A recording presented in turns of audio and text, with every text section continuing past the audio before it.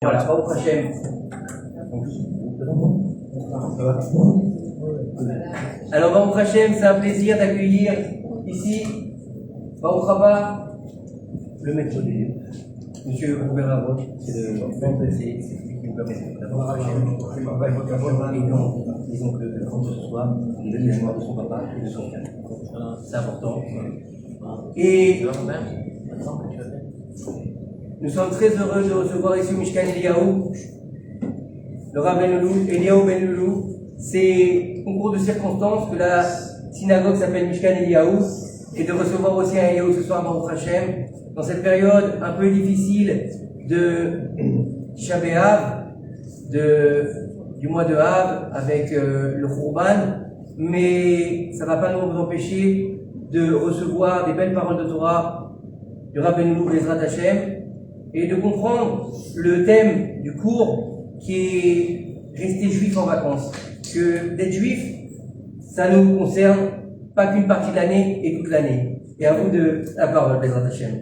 Alors, s'asseoir, ça va, comme ça vous dérange pas si on est assis, ça va? Allez, alors on m'a mis un micro, je ne sais pas si c'est mieux avec ou sans micro. Ça va avec comme ça? Très bien. Ah oui. Alors on va commencer ce shiur, Bezrat Hashem, d'abord Leilun Nishmat, Avraham ben Simcha, Alav Shalom ben Eliyahu ben Chassiba. Alav Shalom, donc la famille Aroche. Il y a un petit peu d'écho, si tu peux. Oui, c'est sûr que je t'arrête. C'est un petit peu fort. Ça, ouais. On a un petit peu fort, on va régler. Alors, les Nishmat, Tien Akshab, Zouram, Zoharem, Tien Akshab et Gan Eden, la famille donc Aroche. Que le mérite des deux personnes qu'on vient de rappeler, qu'on puisse élever leur neshama, c'est le jour qu'on va faire ce soir, qui est dédié. Et également donc Rabbi Moshe Tzvi Ben Nahum, Arielev Dobelski. C'est aussi c'est le Nishmat. Le Nishmat, il y a Nafshat Torah, Mitroti Nafshat et Gan Eden. Et on va également dédier ce cours, bien sûr, pour tous les malades du clan d'Israël. Pour qu'ils puissent se trouver, quels qu'ils soient, quelqu'un de jour que leur voit les fois chez les mains, toutes les familles du Ram Israël. Voilà. Pour moi, c'est vrai que je suis très très content d'être avec vous ce soir. Pour plusieurs raisons. D'abord parce que Baruch Hashem, je découvre un nouveau Makom, je découvre un Rav dont j'avais entendu parler. Oui. J'ai vu quand bien sûr, avec beaucoup de dynamisme et beaucoup d'activités qu'il met en place pour nos frères et nos sœurs ici à Ashkelon. Et ça, c'est une grande chose. Tout celui qui s'occupe du Rabbim, il est Zoché Lirot Pene Shrina. Il a le souci de voir la présence divine. La présence divine. Pas quand on s'occupe de soi, quand on s'occupe de l'autre, quand on s'occupe d'un Keila, quand on s'occupe d'un Tzibour, quand on s'occupe de personnes qui sont en difficulté ou pas, des gens qui vont très bien, dans un mérite tout à fait particulier, nous disent les Pirkei Avot. Alors je voudrais d'abord remercier également chacune et chacun d'entre vous d'être présents. Merci d'avoir fait le déplacement. Je sais que les activités sont nombreuses chaque jour de la semaine et que vous avez beaucoup de sollicitations. Vous avez fait le choix d'être avec nous ce soir. Donc c'est un grand honneur et un grand mérite. Voilà, on est venu de Yerushalayim. On a une association entre Ashkelon et Yerushalayim ce soir, au Hashem, et comme c'est marqué au Faratzta, Yakelma, Safona, Banikva. Quand on fait un pied en Israël, qu'il soit à droite, à gauche, du nord au sud, de l'est à l'ouest, on fait une mitzvah. Alors grâce à vous ce soir, grâce au Rav également à Bishmuel, on a pu faire de nombreuses mitzvot, parce que voilà, c'est une heure et quart à peu près de route. On a fait autant de kilomètres, autant de mitzvot, en sillonnant notre magnifique pays. Alors, je voudrais remercier également mes chers amis, mes chers élèves depuis de nombreuses années. D'abord, Madame Ruth Fitoussi, qui grâce à elle a impulsé un shiur qui a déjà démarré il y a plusieurs années, maintenant je crois plus de 3 ans, au Hachem, et qui continue maintenant toutes les semaines. Et grâce au Covid, le Covid a eu certains inconvénients, mais certains avantages. Au Covid, on est passé d'un shiur mensuel à un shiur hebdomadaire. Alors ça, c'est une grande chance d'étudier avec un groupe d'amis d'Ashkelon et maintenant également de l'extérieur qui nous rejoignent tous les mardis soirs. Les femmes comme les hommes, même s'il y a plus de femmes que d'hommes, messieurs, vous êtes également invités. Tous les mardis soirs, on étudie des halachot. On a fait déjà une grande partie de l'halachot de Shabbat. On fait actuellement des halachot sur les brachot. On fait pas mal de sujets intéressants et on vous invite également à nous rejoindre. Je voudrais également remercier Oshra Toati parce que c'est la première dame qui m'a invité à Ashkelon. Je ne l'ai pas vue ce soir, mais voilà.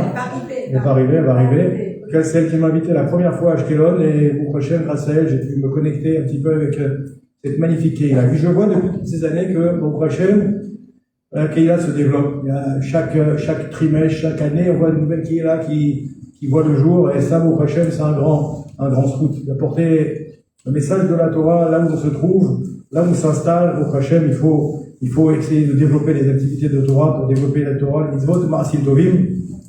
Et ça, c'est aussi un grand mérite. Et bien sûr, une grande Akaratatov à toutes les personnes qui sont présentes ce soir. Akaratatov, c'est une grande mida. Avoir de la reconnaissance. Reconnaissance à quelqu'un qui nous fait du bien. Reconnaissance à quelqu'un qui, dans notre vie, nous a permis d'avancer dans un domaine quel qu'il soit. C'est aussi une grande chose qu'il nous a donnée. Alors merci beaucoup à mes amis, voilà, que je vois maintenant dans de nombreuses différentes activités. Alors qu'Akadosh Baruch Hu vous bénisse et vous protège. Je voudrais remercier également quelques rabbinim d'Ashkelon qui m'ont encouragé également à développer les activités ici. J'étais tout à l'heure en ligne avec Rabbi David Twito, même s'il n'est pas Ashkelon, il est à Ashdod. Il m'a téléphoné avant Shiur en me donnant sa bracha également, et il m'a dit qu'il était content qu'on vienne ici. Il vient aussi à Jérusalem de temps en temps. Alors, celui dans Makila, le Rav El Grabli également, avec qui j'étais en contact cet après-midi. Et puis, Rabbi Shmuel, voilà, qui nous accueille aujourd'hui dans cette Kila. On commence à connaître comme ça différents rabbinim ici dans la région. Je voudrais remercier également mon épouse, parce que c'est grâce à elle que je suis là, parce que pendant que je suis là à m'amuser, à faire de la villégiature, à faire du tourisme, elle s'occupe de la maison. Et bon, Hachem, une épouse a toujours un grand mérite dans une famille. Eshet Ra'il Imsa, et Rachok, le Pemeicha, bon, Hachem, c'est un très grand mérite pour nous. C'est vrai qu'on est dans une période tout à fait particulière. Et on s'était concerté avec le Rav Shmuel pour savoir de quoi on allait parler. Il eût été plus facile de parler de l'événement auquel que nous allons devoir rapporter dans quelques jours, qui est le fête de Tisha B'Av. Pas la fête, c'est pas le bon mot, l'événement de Tisha B'Av, le triste événement de Tisha B'Av, et qu'on est déjà plongé dans cette période depuis le 17 Tammuz pendant 3 semaines. Et on aurait pu parler de ce sujet, mais on s'est dit que déjà, bon, Hachem, ce sujet, vous l'avez déjà pas mal entendu parler dans vos keilot de référence, dans les différents shiurim que vous écoutez, soit sur Internet, soit les rabbanim, qui s'adresse à vous. Alors, on a décidé de parler d'un thème différent, qui est la notion de rester juif pendant les vacances. Puisqu'on est maintenant dans la période estivale, où ici, j'imagine qu'à Ashkelon, vous accueillez de nombreux touristes. Alors, on a décidé ensemble de parler de ce thème avec la lumière et les lunettes de la Torah, comme on essaie toujours de le faire l'année prochaine. C'est vrai que, bon, Hachem, la période est difficile, et parler de sujets de Torah qui réjouissent le cœur en cette période-là, c'est pas quelque chose de facile. On va essayer de l'aborder d'une manière où on va également le lier également avec la période de Tisha B'Av. Okay. Comme a dit tout à l'heure le Rav en introduction, il m'a dit rester juif en vacances. En vérité, rester juif en vacances, rester juif, c'est pas simplement l'être qu'à certains moments de l'année. On est juif quand on est à la synagogue, on est juif quand on est au Beth Midrash, on est juif quand on va faire une prière, on est juif quand on va faire une bracha. Bien entendu, c'est pas seulement ça, et on va voir que c'est beaucoup plus complet. Alors d'abord, pour commencer ce shiur, j'ai été regarder dans le dictionnaire Larousse quelques définitions de ce que c'était que les vacances. Pour voir un petit peu comment le monde dans lequel on vit perçoit la notion de vacances, et pour faire le parallèle après comment avec nos Chachamim, selon la Torah, selon les Mishnayot, selon les Gemarot et selon les Mefarshim, comment ils perçoivent la notion de Torah. Alors j'ai regardé quelques définitions très intéressantes qui vont certainement vous faire sourire. Ici, la première définition que j'ai vue, c'est marqué comme ça. Je cite pas tous les auteurs parce qu'il y en aurait beaucoup. Je vais citer juste les principaux. La première citation est comme ça. Être en vacances, c'est n'avoir rien à faire et avoir toute la journée pour le faire. C'est la première proverbe que j'ai trouvé sympathique. Le deuxième, c'est comme ça, c'est marqué la meilleure condition de travail, c'est les vacances.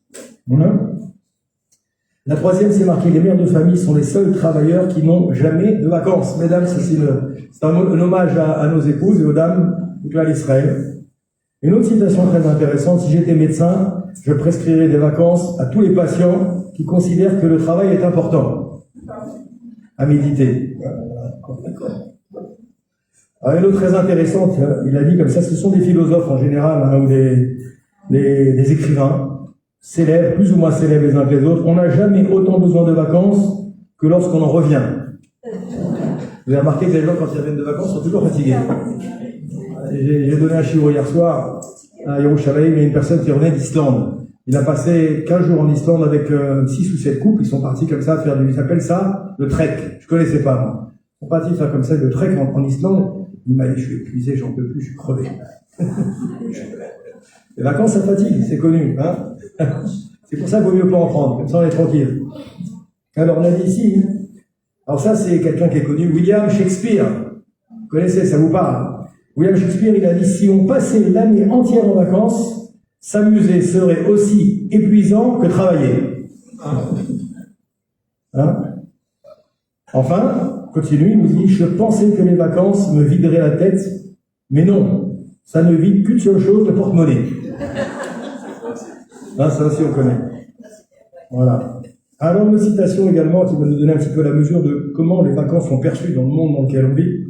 On mesure le bonheur d'un couple à leurs photos, et les photos se prennent pendant les vacances. Sans les photos de vacances, on ne pourrait jamais prouver qu'on a été heureux. Les photos sont très révélatrices, effectivement, d'un état d'esprit, d'une manière de vivre. Les vacances, c'est la période qui permet aux employés de se souvenir que les affaires peuvent tourner sans eux. Ça aussi, j'ai trouvé ça très intéressant, parce que souvent, c'est vrai qu'on se croit irremplaçable, et c'est vrai qu'on voit que c'est pas le cas, bien entendu. Enfin, je termine avec les citations, j'en termine. Alors, Tolstoï, ça, c'est un grand philosophe qui vous parle. Il dit, le bonheur consiste à vivre chaque jour comme si c'était le premier jour de votre lune de miel et le dernier jour de vos vacances. Je trouvais ça aussi très intéressant et assez puissant comme message. Et le dernier, c'est un peu plus humoristique, vous allez reconnaître son auteur. Je ris parce que quand je l'ai écrit, ça m'a fait rire. Tous les étrangers seraient bien mieux dans leur pays. La preuve, nous, on y va bien en vacances. Alors c'est Coluche qui a écrit ça. D'accord. Alors je vais vous dire que c'est un tridouche pour moi, parce qu'en général, j'écris rarement. Je prends rarement des notes quand je prépare un shiur. Je préfère l'avoir bien en tête et le faire de mémoire. Et là, je me suis mis à écrire, je ne sais pas pourquoi. Peut-être j'ai trouvé que ce shiur, il était important. Et j'ai écrit pratiquement 20 pages, finalement, tellement il y avait des choses à dire. Alors on va essayer de rester comme ça, coller un petit peu au sujet, ça permet aussi de ne pas trop s'évader. La notion de vacances, il faut savoir que c'est une invention des hommes. C'est pas une invention qu'Akadosh Baruch Hu nous a donnée, quand il nous a décrit la Torah, il nous a donné la Torah, c'est une invention des hommes. D'accord? La notion des vacances, quand on y réfléchit quelques minutes, en vérité, ça nous appelle à quoi? Ça nous interpelle. Donc quand on pense aux vacances, à quoi on pense en général? Si je devais faire une interview de chacune et chacun d'entre vous, chacun me donnait une définition différente. Mais en tout cas, moi j'ai noté quelques idées. C'est la notion de liberté. C'est la notion de liberté en général débridée. C'est la notion où tout devient possible. C'est la notion où tout est permis. C'est souvent la notion également en vacances, on va baisser sa garde. On va se laisser un petit peu aller. C'est la notion en général de synonyme de farniente, grasse matinée, les restaurants, la bonne chère, faire la fête. Bref, on va voir qu'en vacances, en général, on va avoir un rapport avec la notion de se lâcher. On va se lâcher. En vacances, il faut se lâcher. Si on se lâche pas en vacances, on n'est pas en vacances. C'est la défi qu'on entend parler un petit peu autour de nous, dans le monde dans lequel on vit, n'est-ce pas? Les vacances, c'est souvent également la recherche d'exotisme. Les gens ont besoin d'exotisme. Alors, ils vont partir dans des directions, dans des destinations plus exotistes les unes que les autres, n'est-ce pas? C'est souvent ce qu'on a besoin. On a ce genre de recherche également quand on va en vacances. Les vacances, ça arrive souvent également avec se sauver de son quotidien. On laisse de côté le quotidien, on part en vacances et on revient, on reprend le quotidien. D'une certaine manière, fuir la réalité. C'est aussi la notion de vacances qui est liée à ça. Fuir son quotidien. Enfin, les vacances, c'est une notion souvent de coupure ou de rupture. On veut couper avec notre quotidien, on veut couper avec nos habitudes, on veut couper avec notre train-train quotidien, si je puis dire. On veut marquer une rupture d'une certaine période, une semaine, 2 semaines, 3 semaines, un mois, et on veut reprendre ensuite, comme ça, pour reprendre ensuite d'une manière plus forte, avec beaucoup plus de force, beaucoup plus d'énergie, reprendre son quotidien. C'est la notion de vacances. On appelle ça en anglais, ils appellent ça faire un break. Non, on ne fera pas, mesdames. Faire un break. Ah, les femmes sont vraiment bien plus représentées que les hommes, hein. Colle à carotte, mesdames. Mais messieurs aussi, hein, ce soir, vous êtes quand même nombreux. Bon, Rachel. Ouais, la qualité. Faire un break. Il faut savoir, chers amis, retenez bien ça, c'est un petit peu le fil rouge de notre thème. Il faut savoir que la notion de vacances est une notion qui est étrangère au judaïsme. Le judaïsme, la Torah, Akadosh Baruch Hu, ne connaît pas les vacances. Le mot vacances, d'ailleurs, chofesh, dans toute la Torah, vous ne trouverez pas. C'est un mot qui n'existe pas. La notion de chofesh n'est pas quelque chose de juif. Les vacances, c'est même en général quelque chose qui est plutôt, en général, antinomique avec les valeurs de la Torah et du judaïsme. C'est une notion qui est plutôt antinomique avec les valeurs juives. Et c'est une notion, on va voir, qui a été souvent plutôt importée, d'où elle a été importée, du monde occidental. D'accord? Vous remarquez que la notion de vacances, c'est pas quelque chose, comme je l'ai dit en introduction, là, c'est pas quelque chose qui vient chez nous. Ah, bravo, les hommes arrivent, là, vous va bientôt être égalité. Ah oui, de toute façon, jusqu'à 2h du matin avec vous, il n'y a pas de problème. Hein. Et après, on finit avec le rave la soirée, tranquillement, en vacances. On dit Ashkelon, pour moi, ça, c'est déjà synonyme de vacances. C'est la plage, c'est Tiouli, c'est au Rachel. Donc, on a dit que les vacances, vous allez voir que c'est une notion à laquelle il faut faire très très attention. Une notion qui est souvent antinomique avec les valeurs de la Torah et du judaïsme. C'est une notion qui n'est pas une notion juive, c'est même souvent une notion qui est plutôt une notion goy, qui a été importée du monde occidental et que malheureusement on a récupéré comme souvent. Les Béné Israël, on est très très fort pour récupérer des sujets ou des notions, on va les développer. Et souvent quand on les développe, on devient d'ailleurs des experts en la matière. C'est pour ça que les vacances juives, c'est un business qui marche très très bien, parce que au Hachem, on a récupéré cette notion qui n'est pas une notion qui vient de chez nous, mais qui marche bien parce que c'est quelque chose qu'on a développé à notre sauce, à notre manière, en y ajoutant notre petite touche à chaque fois, bien sûr, et on a fait des vacances un business qui est extrêmement prolifique, vous le savez. On a déjà passé d'ailleurs avec certains d'entre vous des vacances, n'est-ce pas? Mais vous voyez, on a essayé d'associer, au Hachem, le plaisir avec la Torah, ici avec un groupe d'Ashkelon. Pour le judaïsme, les notions antinomiques avec les vacances, on va voir quelles sont les valeurs que la Torah va prôner, qui sont antinomiques justement avec la notion de vacances. On a expliqué dans l'introduction que les vacances étaient liées à la farniente, à se laisser aller, au relâchement, à la paresse, à la fainéantise, à pouvoir bien profiter de la bonne chair, de la bonne table, des plaisirs de ce monde, n'est-ce pas? Ça, c'est la notion de vacances. Alors que les notions de la Torah, vous les connaissez aussi bien que moi, mais on va les rappeler ensemble. Je fais un petit résumé. Dans la Torah, c'est tout le contraire. Qu'est-ce qu'attend Qu'est-ce qu'attendent nos maîtres? Qu'est-ce qu'ils nous proposent comme modèle de vie et comme mode de vie finalement? Parce que vous savez que le judaïsme, c'est tout sauf une religion. On dit souvent la religion juive, mais c'est pas une religion. Vous savez aussi bien que la religion, c'est quoi? C'est un mode de vie. C'est un mode de vie qui va encadrer la vie du Ben Israël, du Yehudi, depuis le moment où on met le pied en dehors du lit le matin, avec des obligations et des devoirs, et le soir en se couchant, en mettant le pied dans le lit à nouveau, Shema Israël, avec Kiryat Shema, l'Amita, et d'autres obligations. Depuis le moment où on va naître, au Hachem avec la Brit Mila, avec la nomination pour la petite fille, jusqu'au moment où on va quitter ce monde avec d'autres obligations, qui seront les lois qui sont liées au départ de ce monde, au départ du gouffre de ce monde sur la Mazé pour aller vers le Maba. Donc on va toute la vie d'un Yehudi, elle est balisée, chaque minute, chaque seconde, chaque heure, chaque période de sa vie. Le calendrier hébraïque, comme on l'avait déjà évoqué avec certaines et certains d'entre vous, c'est une notion qui est tellement complexe que des polytechniciens en ont fait un sujet de thèse, que des centraliens en ont fait un sujet de thèse également, que des gens qui font des études extrêmement poussées ont choisi le calendrier juif comme modèle, tellement c'est quelque chose de complexe. Effectivement, on comprend. Le calendrier juif est tellement riche qu'il va baliser la vie du Yehudi à tout moment. Du matin, au soir, le lever, le coucher, à chaque époque. On a des balises, on a des repères, on a des boussoles, comme un GPS qui va nous permettre d'évoluer dans ce monde de manière satisfaisante. Vous comprenez? Et ça, c'est la vie d'un juif. Donc finalement, on voit que la vie d'un juif, c'est une notion antinomique au niveau de définition des vacances qu'on a données, parce que qu'est-ce qu'attend Akadosh Baruch Hu de nous? C'est les valeurs qui sont le contraire de ce qu'on attend quand on est en vacances dans le monde occidental. C'est quoi? C'est la notion d'effort. C'est la notion de travail. C'est la notion de persévérance. C'est la notion de régularité. C'est la notion d'endurance. C'est la notion de satisfaction de son quotidien. C'est la notion d'être satisfait de ce qu'Akadosh Baruch Hu me donne chaque jour, de ne pas en demander plus, au contraire. C'est la notion d'être content de ce que j'ai. Sameach bechelko. C'est la notion de dire maintenant que la notion de bonheur, véritable, telle qu'elle est enseignée dans la Torah et par nos maîtres, c'est ce que j'ai dans ma maison, dans ma cuisine, dans ma salle à manger, sans avoir besoin d'aller la rechercher dans des pays exotiques ou dans des endroits éloignés de là où j'habite, vous comprenez? Akadosh Baruch Hu nous met en garde. Nous met en garde.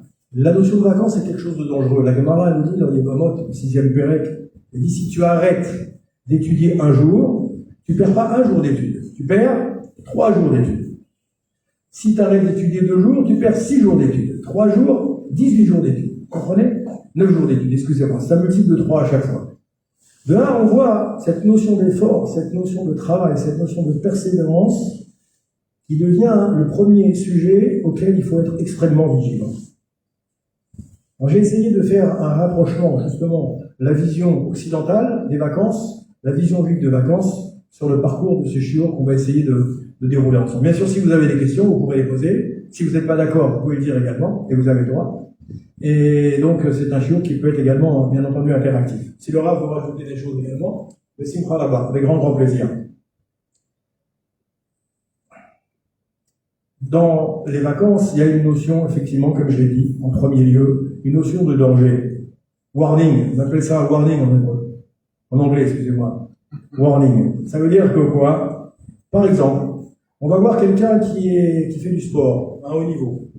Quelqu'un qui fait du sport à un haut niveau, les vacances, ça lui fait peur.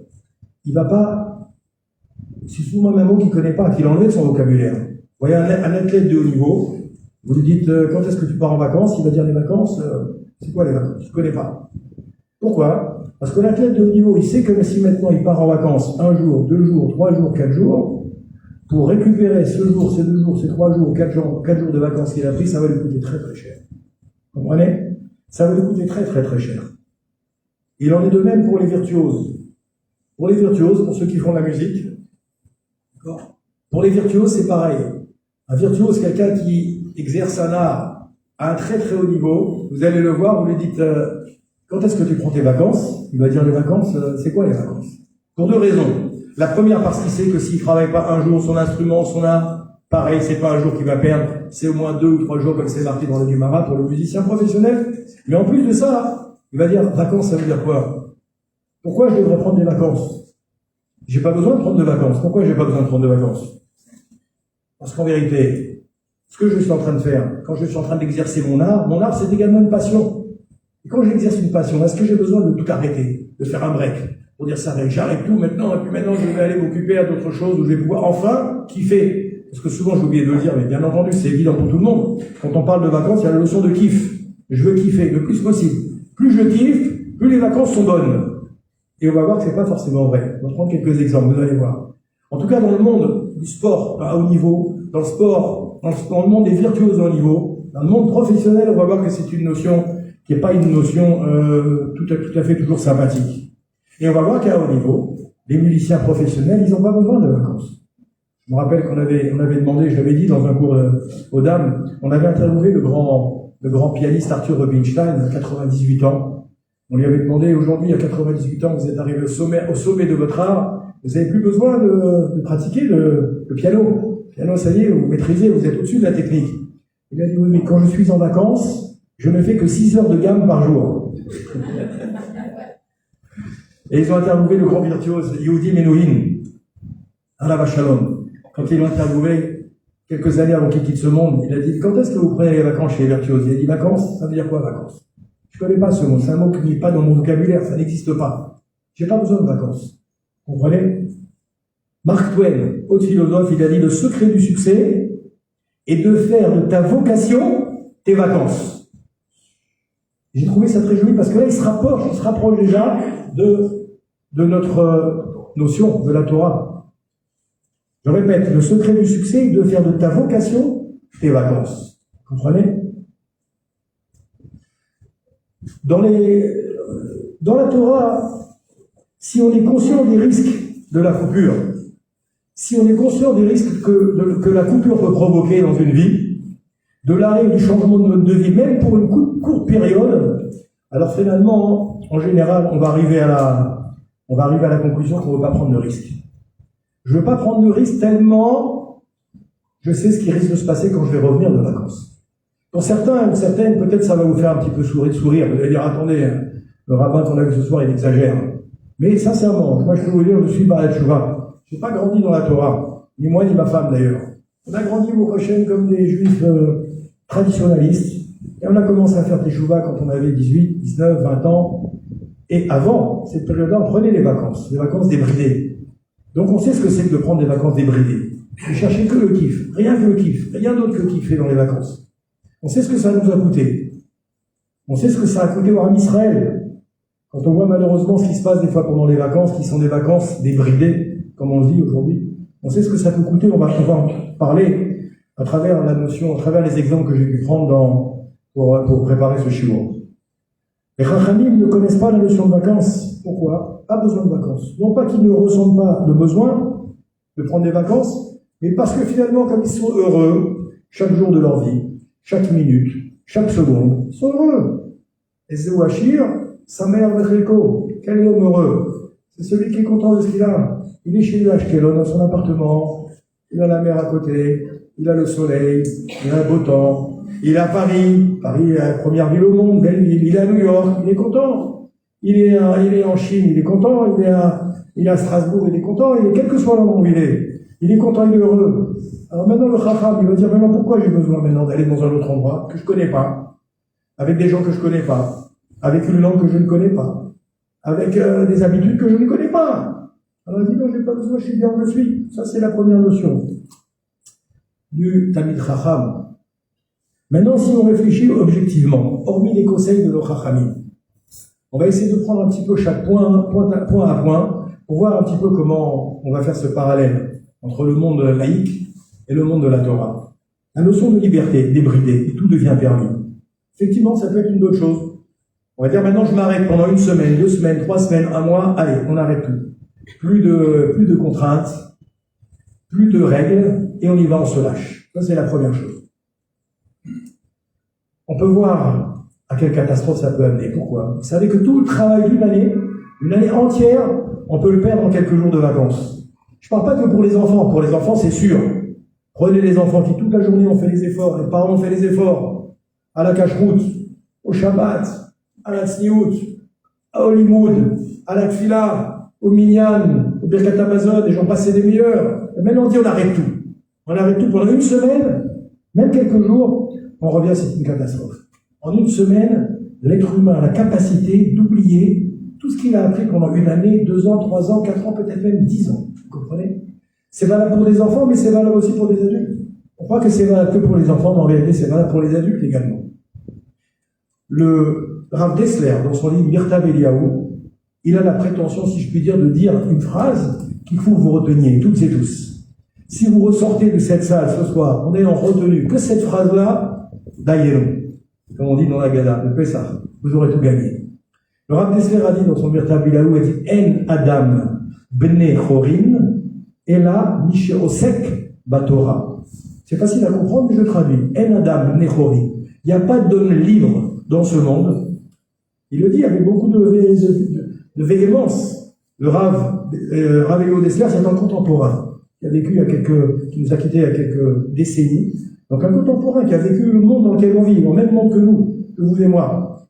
En Adam Bnei Chorin, il n'a pas d'homme libre, et là, si ce n'est que Misheosek Batora, celui qui est dans la Torah, de près ou de loin, celui qui s'affaire littéralement à la Torah. D'ailleurs, entre parenthèses, vous avez vu qu'on dit Osek. La Asok, ça veut dire quoi? En hébreu, ça veut dire faire du business. Faire du business.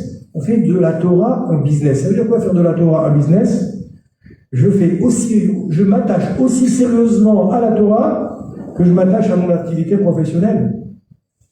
Si chacun et chacune d'entre vous avez une activité professionnelle, j'imagine que chacun le fait avec beaucoup de sérieux, beaucoup de conscience. J'arrive au travail à l'heure, je pars à l'heure, mes dossiers sont bien rangés, je m'occupe bien de mes clients, je m'occupe bien de mes fournisseurs, j'ai une bonne comptabilité, j'ai des bons ouvriers, je m'occupe bien de mes employés, mon patron je le respecte, je suis la méadrime quand je travaille en général. Glad Kacher, en général on l'espère. Il y a quelques travails un peu Halloween, ça on va laisser de côté, parlons des travaux Kacher, n'est-ce pas? On fait avec beaucoup de sérieux. Eh bien le Chachamim c'est pareil, quand tu fais du business, tu dois être sérieux. Quand tu t'occupes de la Torah, la Asok Batora, Osek Batora. Là, les Ashkenazim, ils ont rajouté une bénédiction tous les matins, avant de terminer. Nous, on dit Amelamet Torah et Israël, Shabbat Harbanu, Mikolami, Venatan, Torato. Eux, ils remercient Akadosh Baruch Hu, Oskim Batora.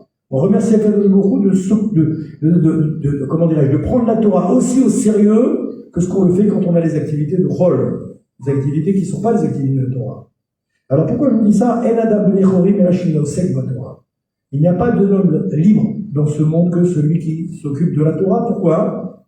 Parce qu'en vérité, quand on n'est pas un minimum dans la Torah, dans les mitzvot, dans la Racim Tovim, on est forcément prisonnier. On est finalement assujetti à quoi? À nos passions, à nos pulsions, à nos ta'avot, à nos désirs, à toutes les choses, tous les mots MAUX de ce monde qui vont venir nous perturber et vont venir faire en sorte qu'on ait une vie qui est difficile. Akadosh Baruch Hu nous a donné une loi qui est intemporelle, une loi qui ne dépend pas des hommes, une loi qui ne dépend pas des gouvernements, une loi qui ne dépend pas de la politique, une loi qui ne dépend pas même des rabbins, elle ne dépend pas des rabbins, la Torah. Elle a été donnée par Akadosh Baruch Hu, nous sommes que les ambassadeurs, comme je vous l'ai toujours dit, pour ceux qui fréquentent mes shiurim, nous sommes les dépositaires et les ambassadeurs d'Akadosh Baruch Hu, mais le mode d'emploi, il est ici, s'appelle Chumash, s'appelle Torah. Et donc, à partir du moment où on a pris comme baromètre, comme étalon la Torah, on est tranquille. Là, on est un homme libre. On est un homme libre parce que au prochain, on n'a aucune contrainte qui sont liées au temps et aux époques. La mode, par exemple. La mode est quelque chose de passager. Une fois, c'est les pantalons longs. Une fois, c'est les pantalons courts. Une fois, c'est les cheveux longs. Une fois, c'est les cheveux courts. Une fois, c'est les shorts. Une fois, c'est pas les shorts. Pour les dames, il y a d'autres effets de mode. Une fois, c'est la couleur rouge. Une fois, c'est la couleur bleue. Une fois, c'est la couleur verte. Akadosh Baruch Hu dit non, la mode, ça n'existe pas. La mode, c'est aussi une notion antinomique avec la Torah. On doit avancer de manière, toujours, au Hachem, de manière sûre, de manière ferme, sans naviguer au gré des vents, au gré des modes et au gré des époques. Et la notion de vacances, bien entendu, En Adam Nechorim, et là, Shimeosek Batora, la notion de vacances est antinomique avec cette notion-là. Puisque par définition, la notion de vacances te pousse à être En Adam Nechorim, mais pas dans la Torah. Tu deviens quelqu'un de libre, mais en dehors de la Torah. Je veux plus de la Torah pendant une période. Oublie-moi avec le Shabbat, oublie-moi avec la Kashrut, oublie-moi avec la synagogue, oublie-moi avec le minyan, oublie-moi avec le Tfilot, oublie-moi avec tout ça. Pendant une semaine, tu me laisses tranquille. C'est vrai qu'on peut avoir l'impression de souffler un petit peu, mais en vérité, on va voir que quand on va revenir, le retour va être extrêmement compliqué. Et j'imagine que chacune et chacun d'entre vous, chacun à votre niveau, vous avez vécu cet effet-là, retour de vacances. C'est jamais facile. Le retour de vacances, c'est jamais facile. On le voit. Moi, je suis en dehors de mes activités de rabbin, je suis professeur de violon. Il y a un mal terrible quand on a laissé les enfants en vacances pendant un mois ou un mois et demi. Un mois seulement, à 4 semaines, ils n'ont pas eu 4 cours, j'en donne un cours par semaine. Quand on les voit un mois après, c'est terrible de les récupérer. On dirait qu'ils ont tout oublié. Ils n'ont jamais appris le violon. Même quand ils ont fait 2 ans, 3 ans, 4 ans, 5 ans de violon, ils ont arrêté pendant un mois, n'ont pas pris de violon en vacances. D'ailleurs, c'est toujours la question que je pose aux parents. Est-ce que tu prends le violon en vacances? Ah non, je le prends pas, ça prend trop de place. Ouais. Tu prends le roumage? Ah non, je le prends pas, il prend trop de place dans la valise, ça pèse trop lourd dans l'avion. Je peux pas le prendre. Vous savez, quand je voyage, ce qui pèse lourd, c'est pas mes vêtements. Ce qui pèse lourd, c'est mes livres. Je voyage des fois pour 3 jours, j'ai une valise qui pèse presque 30 kilos. Ma femme m'a dit, qu'est-ce que tu fais avec ta valise? Je suis obligé de payer les suppléments. C'est pas parce que je mets les affaires, c'est parce que j'ai des livres. J'ai 10, 15 livres, 20 livres, et c'est ça qui pèse lourd. Et à chaque fois, quand je passe à l'aéroport, il me dit, mais qu'est-ce que vous faites avec une valise aussi lourde que ça? On voit que vous voyagez que 4 jours. Vous pouvez pas enlever des choses, l'alléger, comme ça vous paierez pas des suppléments. Et je leur dis, je peux pas, parce que je peux rien enlever, j'ai que des livres dedans. Alors ils rigolent, ça les fait rigoler. Et pourquoi voilà? On pense à nos bagages de vacances, mais on oublie nos bagages de juifs quand on voyage, vous comprenez? Il ne faut pas les oublier, ces bagages. Ils sont aussi importants, si ce n'est plus important. En Adam Nechorim et Shimeosek Batora. Les vacances aussi, qu'est-ce qui va se passer? On va baisser la garde. Bizarrement, pendant cette période-là, on commence à faire sauter une à une toutes les barrières. Toutes les barrières vont sauter. Moi, je me souviens quand j'étais jeune, quelque chose qui me surprenait. Je ne vais pas dire choqué parce que j'étais pas encore à ce niveau-là. À la maison, on mangeait cachère, strictement. Mon père, il allait à Paris, on habite à Paris, il allait à Saint-Paul, là-bas, si vous avez connu la route des routiers, il y avait Ben Chétrit, il y avait la seule alimentation qui avait cachère, il y avait 2 ou 3 bouchers à Paris, on allait tous là-bas. Et ils achetaient cachère. Le vin, beau comme ça, le vin, comment il s'appelait, Habib, et vous avez connu ça, et on achetait ce vin, et on avait le vin cachère, on avait l'alimentation cachère, mais bizarrement, quand on est en vacances, en Espagne, souvent on est en Espagne, les Juifs on est tous en Espagne, n'est-ce pas? Vous vous rappelez les vacances en Espagne? On a tous été à Rimini, on a tous été à Laredo, on a tous été à Salou, on a tous été à, comment ça s'appelait, je crois, Sitges, voilà, bravo, on a été. Hein? Là, exactement. Si, oui, exactement. Alors, et bizarrement, nous, en tout cas, venant d'Algérie, de père et de mère, Baruch Hashem, on mangeait plus cachère à l'extérieur. Et on se permettait toutes les fantaisies. J'avais même acheté une tenue, ça va vous faire rigoler. Peut-être que ma cousine et mon cousin qui sont ici, s'en souvient, on avait des tenues pour aller attraper les moules et les huîtres avec le tuba, avec les palmes et avec le masque. Alors, on était noir à bim, et on était contents. On ramenait les oursins, on ramenait les huîtres, on ramenait les trucs.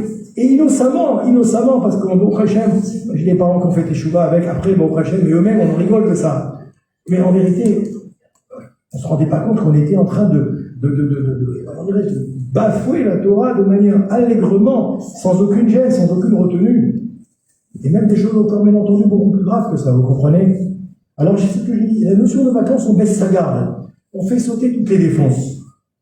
Et la Torah te prévient, te dit, fais attention, quand tu enlèves toutes les défenses, malheureusement, eh bien, tu deviens vulnérable. À quoi tu deviens vulnérable? À tous les dangers du monde extérieur. Il y a des prédateurs à l'extérieur. Vous savez qu'il y a des prédateurs. Bonsoir, on ne fera pas. Il y a des prédateurs. Quels sont ces prédateurs? Ces prédateurs, c'est les gens qui nous entourent, malheureusement. C'est les gens qu'on fréquente. C'est les pays qu'on va visiter. Vous comprenez?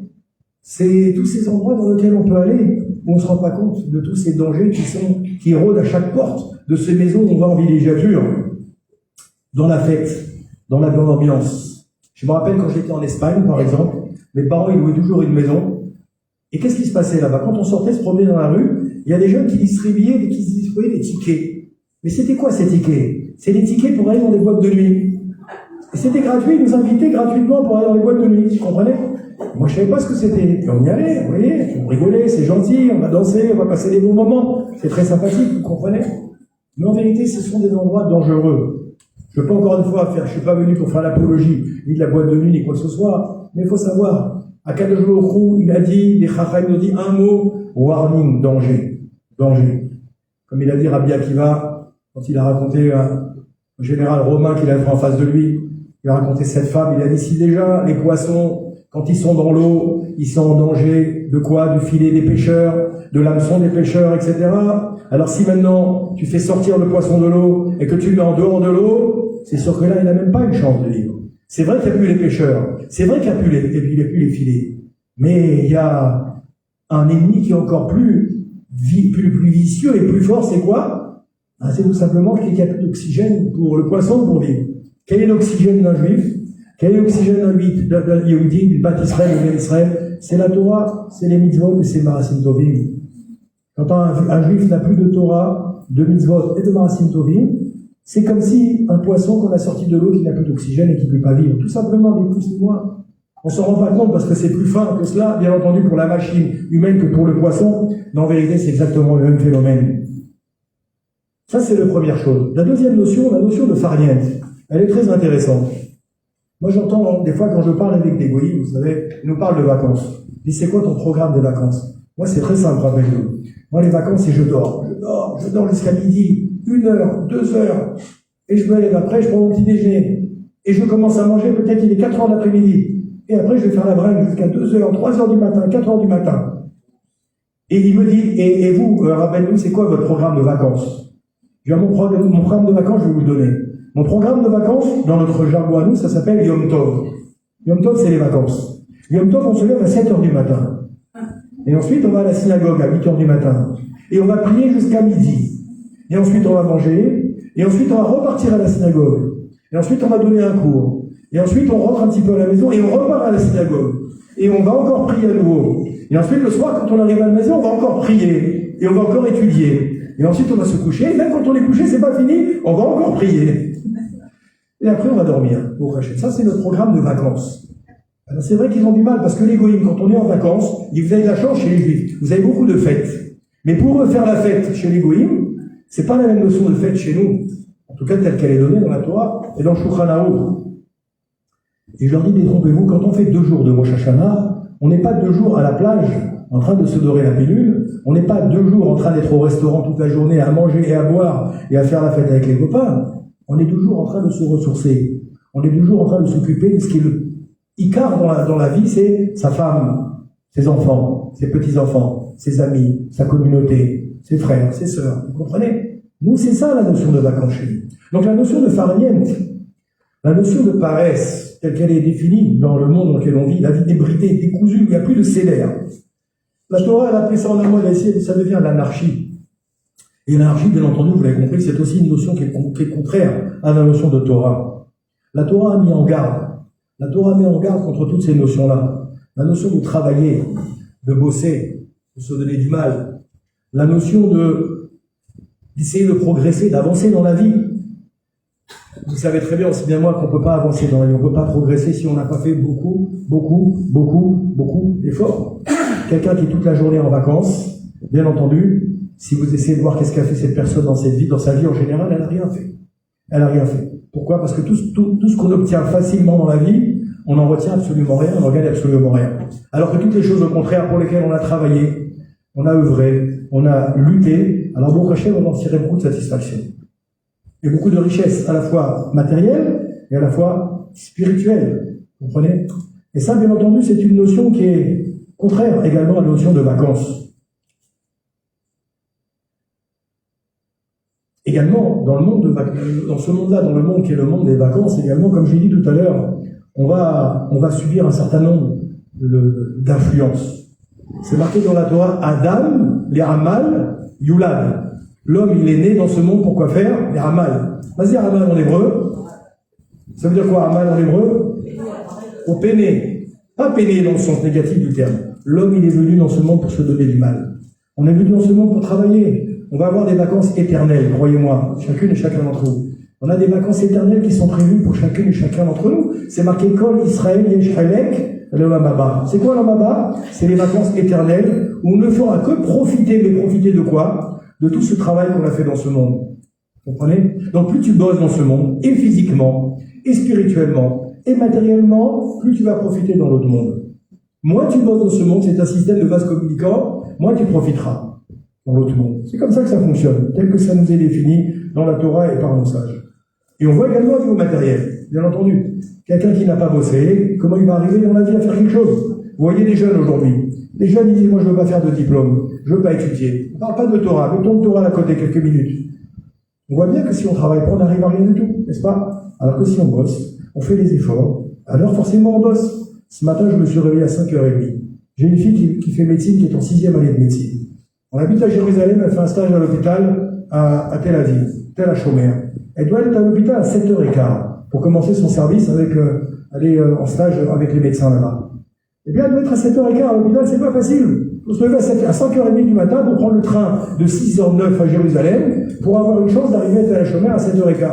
Ça demande des efforts. Si tu fais pas ces efforts-là, tu vas arriver à rien. Première semaine, elle y va pas. Deuxième semaine, elle y va pas. Les médecins vont lui dire que t'es bien gentil, reste chez toi. Terminé, maintenant le stage, c'est fini. Ton année, elle est foutue. Et c'est comme ça pour tout, vous comprenez? C'est comme ça pour tout. J'ai pris cet exemple parce que je pensais à ma fille. Mais dans tous les domaines et dans tous les métiers, c'est comme ça. Les gens, des fois, ils prennent mon violon. Ils veulent jouer du violon. Ça paraît facile. Vous savez, dans la vie, quand on voit quelque chose qui est facile à l'extérieur, on se dit, je vais essayer, c'est facile. Prenez un violon, prenez une raquette de tennis, prenez une balle de football, prenez n'importe quoi. Quand vous voyez un expert qui utilise cet outil-là, ça paraît facile. Mais quand toi tu prends maintenant l'outil, que ce soit le violon, la raquette ou la balle de foot, tu vas voir que c'est pas facile. Pourquoi? Parce que c'est du travail. Du travail. Comme il a dit le grand musicien Yitzhak Perlman, il a dit le violon, c'est 5% un bon professeur, 5% d'aptitude, on va appeler ça comme vous, des facilités, et le reste, c'est ça. Ouais, c'est ça. Ici, il fait chaud, on a un peu de sueur. Mais c'est pareil pour tous les Abdil. Je vous dis ça parce que ça vous parle. Vous prenez le plus grand footballeur au monde. Je sais pas comment il s'appelle, je connais pas le footballeur. Messi. Alors Messi, tout le monde le voit, tout le monde l'adule, etc. Mais ce que ne savent pas, les gens, c'est que ce Messi, si vous allez l'interviewer, c'est quoi la vie d'un petit Messi? Quand il avait 5 ans, 6 ans, 7 ans, 8 ans. Le petit Messi n'a rien connu dans sa vie que quoi? Qu'un cours de football, qu'un terrain de football, qu'une hygiène de vie, qu'une rigueur dans ce qu'il doit manger, dans un entraînement tous les jours, tous les matins, tous les après-midi, tous les soirs. Alors on voit quand il arrive au sommet de son art. Mais on oublie tout ce qui s'est passé avant pour arriver là où il est arrivé. Ça nous parle dans le monde matériel. Mais dans le monde de la Torah, c'est pareil.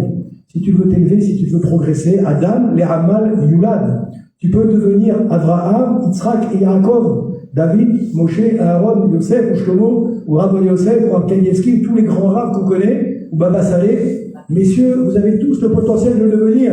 Et mesdames, c'est pareil. Vous pouvez devenir Rabbanit Dina, ou Rabbanit Esther, Sarah, Rivka, Rachel, Léa. Je sais bien, c'est pour ça que je l'ai cité, parce que on se connaît bien, Baruch Hashem. Alors, pourquoi je vous disais ça? Parce que on peut monter à des niveaux très très hauts. Et ça dépend de quoi? De la volonté. Et les vacances, par définition, dans le monde occidental, c'est pas la volonté, c'est la non-volonté. On est dans l'antithèse de la volonté. À part certaines personnes qui vont savoir prendre des vacances comme il faut, et on va y revenir. Attention, je ne suis pas opposé aux notions de vacances, vous allez voir. On va y revenir, parce que vous allez vous dire, attendez, on est tombé sur un homme, il est anti-vacances. Je vais vous faire peur. Surtout que c'est la période des vacances. Non, pas du tout. C'est très bien de prendre des vacances. Mais je conclurai un petit peu avant la conclusion avec ce que c'est que les vacances pour un Yehudi, puisque le but, le thème, c'est rester juif en vacances. Moi, non seulement je vais vous proposer de rester juif en vacances, mais je vais vous proposer de progresser et de vous améliorer en étant en vacances, en kiffant, en passant de bonnes vacances, tout en restant juif. C'est le challenge qu'on s'est fixé ce soir avec Rav Shmuel. Ah oui, je vous propose des vacances après, oui, bien sûr, à Ashkelon, tout à fait, oui. Alors, on continue. Akadosh Baruch Hu les a fait venir dans ce monde avec une mission, retenez ça, mes chers amis, une mission, la plus noble, la plus grande, la plus belle, sanctifier le temps, l'espace et la matière. Si vous êtes capable de partir en vacances sans perdre cette notion de sanctifier le temps, l'espace et la matière, alors Baruch Hashem. Non seulement vous allez passer des bonnes vacances, vous allez vous fortifier, vous allez vous renforcer, et vous allez garder des souvenirs inimaginables de vos vacances. Ça veut dire quoi sanctifier le temps, l'espace et la matière? C'est comme en mathématiques, on travaille dans 3 dimensions. Je sanctifie l'espace. L'espace, ça veut dire, je dois faire attention où je vais en vacances. Il y a des endroits qui sont à recommander, il y a des endroits qui ne sont pas recommandables quand on est en vacances. Vous savez très bien. J'avais dit déjà à mes élèves, vous savez, je rappelle cette anecdote. Un jour, on m'a téléphoné, Rav m'a dit, est-ce que vous voulez devenir le rabbin à Tahiti? Rabbin à Tahiti. Moi, c'était sérieux, on m'a appelé, on m'a dit, je vais raconter ça, vous vous rappelez. Et on m'a dit, j'étais jeune rabbin, j'avais peut-être 32, 33 ans. Et puis, j'étais rabbin dans une communauté de banlieue parisienne. On m'a dit, est-ce que vous voulez devenir rabbin à Tahiti? Maison payée au bord de la mer, voiture payée, déplacement payé, voyage payé pour retourner en métropole quand je voulais voir ma famille, mes parents et mes amis, etc. 5 fois par an, voyage payé, pas mal. Un très bon salaire, qui était 4 fois la paye que j'avais quand j'étais en France, à Paris. Et donc, j'ai dit, écoutez, en bon juif qui se respecte, j'ai demandé à voir mon Rav. Mon Rav, c'était le Rav Citruc. Le Rav Sadiq Bekalosh Ibracha. Alors, je vous dis pas tout de suite ce qu'il m'a dit, lui. Mais j'ai aussi demandé, deuxième question très importante, j'ai demandé à ma femme. Donc, j'ai dit au président de la communauté, laissez-moi 48 heures. D'abord, je vais demander à mon Rav, et je vais demander à ma femme. Et au bout de 48 heures, j'ai rappelé le président, je lui ai dit, écoutez, il m'a dit, alors, vous avez décidé, monsieur Rabat? J'ai dit, oui, j'ai décidé, je suis désolé, on va pas pouvoir accepter la proposition. Il m'a dit, mais pourquoi? C'est une offre qu'il ne faut pas refuser. Vous aurez une seule fois de votre vie cette offre-là. Venez juste 1 an, 2 ans, 3 ans, ça suffit. Après, vous retournez en France. Je lui ai dit, non, c'est pas possible. Mon Rav m'a pas conseillé, et ma femme était catégorique, et moi j'ai compris que c'était pas pour nous non plus. Alors il m'a dit, mais dites-moi la raison, pourquoi vous avez refusé?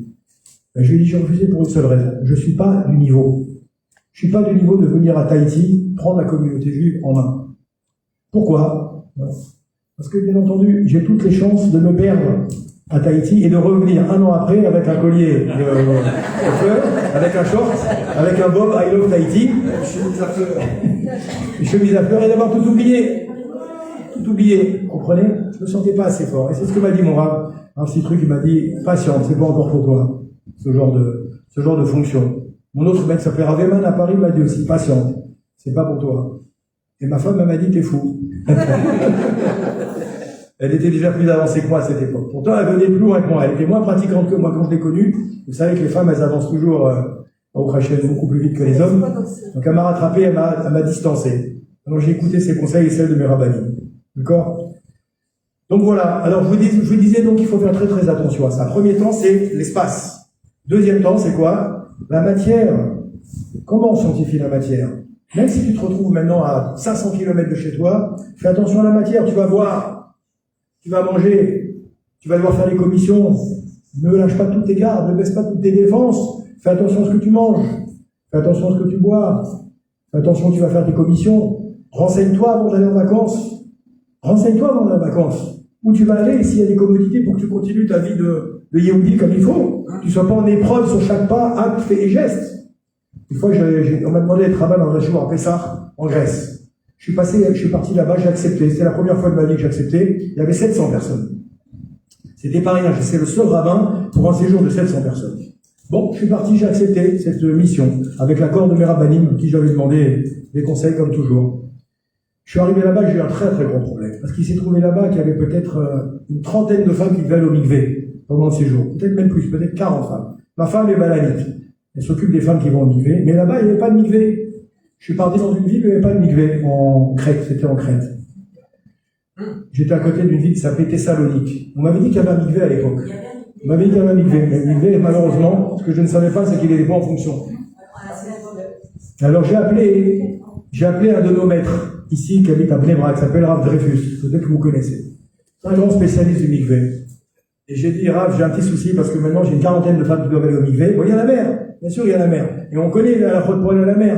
Mais c'est pas le top. Vous savez, pour une femme, c'est pas le top pour aller à la mer. Aucun mikvé comme il faut.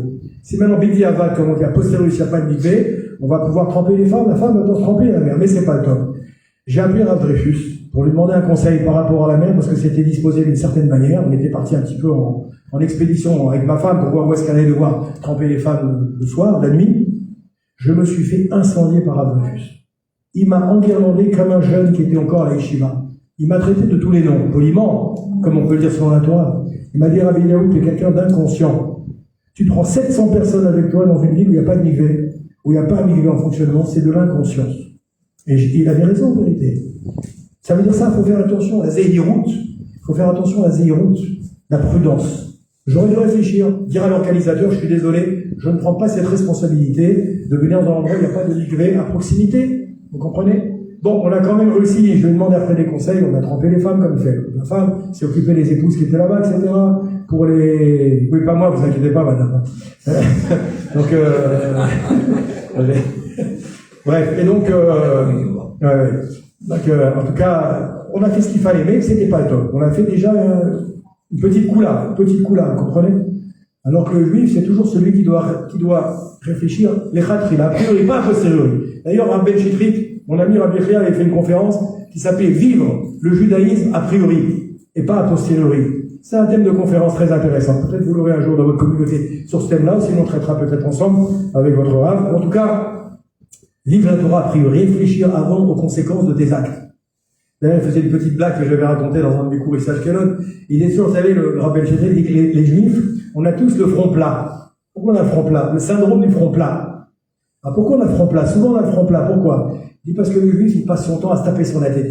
Ah, si j'avais su, ah, j'aurais pas dû, ah, mais pourquoi, ah. À force de taper son front, tu finis par le front plat. Il appelle ça le syndrome du front plat. Il dit, mais réfléchis avant, d'être dans une situation compliquée, tu vas te retrouver là-bas, allez. C'est un village en Suède. Tu vas te retrouver là-bas, dans un truc où il n'y a même pas l'épicerie cachée, il n'y a même pas ici à eux. Ah oui, mais tu comprends, c'était pas facile, tu pouvais pas manger cachère. Ah, mais je pouvais pas faire Shabbat. Ah, mais le pauvre petit, il pouvait pas faire ce qu'il avait l'habitude de faire, il n'avait rien. Réfléchis avant. Ça, c'est sanctifier le temps, sanctifier l'espace, sanctifier la matière. Et sanctifier le temps. Tu peux passer une journée à faire que des bêtises. Tu peux passer une journée de vacances qui va être extrêmement instructive, extrêmement enrichissante. Avec des amis, tu vas découvrir des endroits magnifiques. Tu vas pouvoir dire dans la boum, Marasecha, Hachem, comment Hachem, elles sont belles tes œuvres, comment elles sont belles tes créations. Quand tu es devant le Mont Blanc, quand tu es devant, je sais pas, dans n'importe quel pays où tu vas pouvoir aller. Voilà, ils sont partis en Islande. Il m'a dit c'était magnifique. On est parti en Islande pendant 15 jours. On n'a pas dormi parce qu'il n'y a pas de nuit là-bas. Il fait toujours jour. Alors ils sont revenus plus crevés qu'ils sont partis parce qu'ils n'arrivaient pas à dormir. Tellement ils étaient perturbés par pour prier, c'est compliqué pour prier. Certaines à la fois spéciales. Bref, des petites sourds. Donc sanctifier le temps, l'espace et la matière. D'accord? Et donc ça, c'est quelque chose à laquelle il faut faire attention. Les Pirkei Avot, c'est marqué dans la Mishnah Telvav. Rabbi Tarfon, il a dit, vous connaissez cette Mishnah. Hayom Katsar, ve'amelacha meruba, ve'apoalim atselim, ve'asachar harbe, d'accord? Ba'al abayit dorek. Qu'est-ce qu'il a dit? Il traduit cette Mishnah, le Pirkei Avot. Rabbi Tarfon, il a dit, Saint Anna, de la Mishnah, de la Gemara, la journée, elle est courte. Hayom Katsar. Et la tâche, elle est énorme, les ouvriers sont paresseux, le salaire est grand, et le maître Sakadosh Baruch Hu, il presse. De là, on voit qu'en vérité, la notion de oisiveté, la notion de ne rien faire, qui est si chère dans le monde occidental dans lequel on vit, on débranche tout, on décroche, on se laisse aller. C'est une notion qui est antinomique avec la notion de la Torah. Au contraire, la notion dit, comme a dit mon maître, un maître s'appelait Rav Freiking. Rav Freiking, c'est un grand maître de l'Yeshiva d'Aix-les-Bains qui est un des derniers élèves d'Aix-les-Bains, un des derniers élèves de Chafetz Chaim, excusez-moi. Il a étudié pendant 4 ans avec le Chafetz Chaim. Il disait, le Chafetz Chaim, mon maître, il me disait toujours, Rabbi Yitzhak, sache qu'une seconde qui est passée, tu vas jamais la retrouver. Donc remplis-la le plus possible. Ne laisse pas filer le temps. Je suis jeune, j'ai le temps. J'ai 20 ans, j'ai 30 ans, j'ai 40 ans, j'ai 50 ans. Voilà, moi j'ai un fils qui va faire la bar mitzvah dans 1 mois et demi. Je vous mens pas. Depuis 13 ans, chaque jour, chaque semaine, j'ai le temps. J'ai le temps, j'ai encore 12 ans, j'ai encore 11 ans. Et maintenant, il me reste 1 mois et demi, j'ai encore plein de choses à faire. On avait fixé avec lui de finir le chasse à Mishnayot. Toutes les Mishnayot de tout chasse. J'ai dit, j'ai le temps. On a pris pourtant de prédisposition. Je pourrais dire que maintenant, on est pressé par le temps parce qu'on n'a plus le temps maintenant. Vous comprenez? Parce qu'on a laissé passer du temps en disant, on a tourné des soirées, on n'a pas étudié. On est parti en vacances, on n'a pas étudié. On a fait ci, on a fait ça, vous comprenez? Après, je lui ai dit, maintenant, mon fils, t'as le temps, on va préparer la dracha. Je vais préparer une belle dracha. Et je lui ai dit, mon fils, t'as le temps, t'as encore maintenant 8 semaines, 7 semaines. Et maintenant, il se retrouve à 5-6 semaines. Et maintenant, il est un peu pressé parce qu'il se rend compte qu'il reste plus beaucoup de temps. Il a 2 parachéotes à lire. On est pressé par le temps, vous comprenez? Le temps, c'est une notion très spéciale. Il ne faut pas laisser filer le temps. Pour un juif, le temps, c'est la notion la plus importante et la plus fondamentale sur laquelle il faut travailler. Vous comprenez? Alors la Mishnah, elle nous dit, fais attention au temps qui passe, ne laisse pas filer le temps. Alors qu'au contraire, dans le monde, oui, profite du temps, kiffe, dors, ne t'occupe pas du temps. Ça, c'est quelque chose qui est tout à fait contraire à notre notion. Ouais. La notion de farnienne de dormir, c'est pareil. Alors là, je vais peut-être en choquer certains. La notion de farnienne, grasse matinée. Vous aimez faire la grasse matinée ou pas, mesdames et messieurs? Franchement, d'entre nous, hein, ce ne sera pas dit à l'extérieur, hein. Non? Bien sûr, voilà. Il y en a qui aiment ça, voilà, quelqu'un qui est, hein. Voilà, mon ami, Khazak Oumaour. Alors, on aime faire la grasse matinée, surtout quand on s'est couché très tard. Ouais. Ça, c'est une notion également qui vient entièrement du monde occidental, la grasse matinée. C'est une notion qui n'existe pas dans la Torah. Puisque dans la Torah, tu l'as compris maintenant, mon cher ami, que dans la Torah, il faut essayer d'exploiter au mieux chaque moment, chaque instant, chaque seconde qu'un de nous a donné. Donc, rester réveillé et éveillé, dormir peu, d'accord? C'est une notion qui est très importante dans la Torah. Je dis pas ne pas dormir, attention, le Rambam, le Maïmonide, dans son Ilchot Deot, dans son livre de règles, où il enseigne les règles de vie, il dit un homme normal, il doit dormir 7 heures ou 8 heures. Ça, c'est un homme tranquille, normal. Donc, je vous tranquillise, mesdames et messieurs. Quand vous dormez 7 heures ou 8 heures, vous dormez comme le Rambam l'enseigne. D'accord? C'est Adam Benoni, comme il appelle Adam Benoni. Mais à côté de ça, il dit, si tu veux travailler sur toi, pour essayer petit à petit à pouvoir voler du temps au temps, à pouvoir récupérer des moments de temps, essaye de dormir un petit peu moins. Dors 6h30, dors 6 heures, dors 5h30, dors 5 heures. Travaille sur toi pour faire en sorte de rester toujours en forme, bien sûr. Il faut bien se connaître. Il faut bien apprendre à écouter son corps, bien entendu, pour faire en sorte de profiter, d'exploiter au mieux le temps. Les Chachamim sont très attachés à ça. Si vous voyez tous les grands hommes, sans exception, ils dormaient très peu. Pourquoi ils dormaient très peu? Non pas parce qu'ils voulaient pas dormir ou qu'ils aiment pas dormir, parce qu'ils ont travaillé, affûté leur sens pour pouvoir utiliser ces heures de nuit. C'est marqué que les seuls moments où on étudie vraiment la Torah, on va grandir dans la Torah, c'est quand on étudie la nuit, pas le jour. L'étude. Absolument, oui. Les femmes ont besoin de plus de sommeil. Alors, on va en parler, mais en tout cas, sachez que dans l'étude de la Torah, le seul nous dit, c'est dans les heures où il fait nuit que tu étudies la Torah avec le plus de concentration, avec le plus de mémoire que tu vas retenir, etc. Et on voit qu'effectivement, le Gaon de Vilna, par exemple, alors on n'est pas à ce niveau-là, il ne dormait jamais plus que 2 heures, et dans ces 2 heures, jamais plus qu'une demi-heure d'affilée. Jamais plus qu'une demi-heure d'affilée, et 2 heures au maximum dans la nuit. Le Rav Yosef, par exemple, ça nous parle plus, c'est un contemporain, il dormait jamais le vendredi soir. Il restait réveillé toute la nuit de vendredi soir, pourquoi? Parce qu'il avait compris que 1 minute de Shabbat, c'est tellement important. 1 minute d'étude de Shabbat, 1 heure d'étude de Shabbat, ça équivaut à combien, Rav? Il y en a qui disent 1000 heures, voilà. Il y en a qui disent 100 000 heures. J'ai lu même dans un commentaire de Kabbalah qui dit ça peut être jusqu'à 1 million d'heures, tellement c'est important. Donc vous avez compris, ça veut dire qu'une heure d'étude de Shabbat, pour les femmes comme pour les hommes, ça n'a pas d'équivalent. Donc lui, il est resté toute la nuit réveillé, son épouse se réveillait toutes les 2 heures, toutes les 3 heures, pour lui amener du thé chaud, avec un petit gâteau pour qu'il puisse rester réveillé pour étudier toute la nuit. Alors on n'est pas à ce niveau-là. Baba Salir à la Machalom, on dit qu'il dormait très très peu. Il dormait quelques heures de nuit et il se réveillait étudier David Ammeler. Mesdames, vous faites les Télim, messieurs les Télim. Lui, il se réveillait en pleine nuit, Tratzot, et il commençait à étudier en pleine nuit. Quand on a commencé à étudier en pleine nuit, réveillé par le bruit de la harpe ou du violon ou du oud, selon la tradition, n'est-ce pas? Donc en vérité, on voit que la notion de sommeil, c'est une notion aussi qui est antinomique avec la notion de farniente. Farniente, c'est la notion de vacances. Donc là aussi, il faut essayer de travailler, de régler cette notion-là. Vous comprenez? La notion de bonne chère également. En général, vacances, ça rime avec bonne chère. On va se lâcher un petit peu, on va aller au restaurant, on va faire des soirées avec des amis animés, bien arrosées, des tables bien desservies, etc. Alors là aussi, il faut faire attention à ça. Il faut faire attention à ça. Le Chachamim nous dit qu'il faut faire attention à ce qu'on mange, il faut faire attention à ce qu'on boit. D'abord pour sa santé. Le Rambam, par exemple, il a dit dans Ilchot Deot, ne quitte jamais une table sans avoir au minimum un tiers de ton estomac qui est vide. En gros, ne quitte jamais la table rassasié. C'est pas une bonne chose pour tes intestins. C'est pas une bonne chose pour ton corps. C'est pas une bonne chose pour ta santé, tout simplement. Vous comprenez? Pareil pour la boisson. Il y a des moments où il faut boire, des moments où il ne faut pas boire. Le Rambam, il a écrit tout ça dans les Ilchot Deot. C'est un petit livre qui ne paye pas de mine, mais qui est extrêmement puissant. Il donne toutes les règles de vie qu'un être humain, il doit respecter dans sa vie. Et il le dit à la fin, il signe, moi, Rabbi Moshe Ben Maimon, si tu prends la peine d'étudier ce que j'ai écrit, tu n'auras pas de problème de santé dans ta vie. Tu n'auras pas de problème de parnassa. Tu n'auras pas de problème d'instabilité. Tu n'auras pas de problème de shalom bayit. Tu n'auras aucun problème. Prends la peine, utilise, ouvre le mode d'emploi comme on l'a dit tout à l'heure. Oui. La notion de manger, il faut faire très attention à ça. On voit que le Chachamim, pareil. Pourquoi ils mangeaient peu? Non pas qu'ils n'aimaient pas manger, mais ils se sont rendus compte que, encore une fois, plus tu donnes à manger au corps, plus tu anesthésies ta neshama.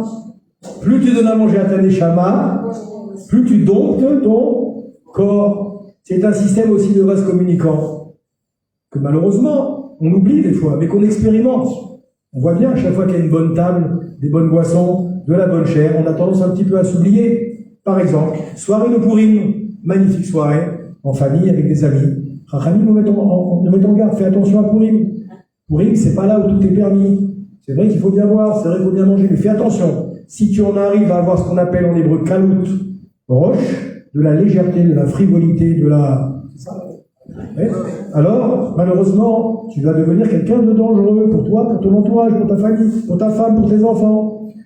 Donc on voit que la notion de rapport avec la nourriture dans la Torah, c'est une notion tout à fait particulière, où il faut toujours faire attention. D'ailleurs, dans tout, la notion, c'est ce que je voulais vous dire, j'ai oublié, donc on va y revenir, la notion de zéhirout, ça c'est ce qui caractérise un Yehudi. Un Yehudi dans sa vie doit toujours faire attention à ce qu'il fait. Il doit toujours faire attention à où il va, à qui il fréquente, à ce qu'il va manger, à ce qu'il va boire, là où il va dormir. Là, tout est très très important. Tu vas acheter ton appartement, quels vont être tes voisins, comment tu vas t'habiller, tout ça c'est très très important.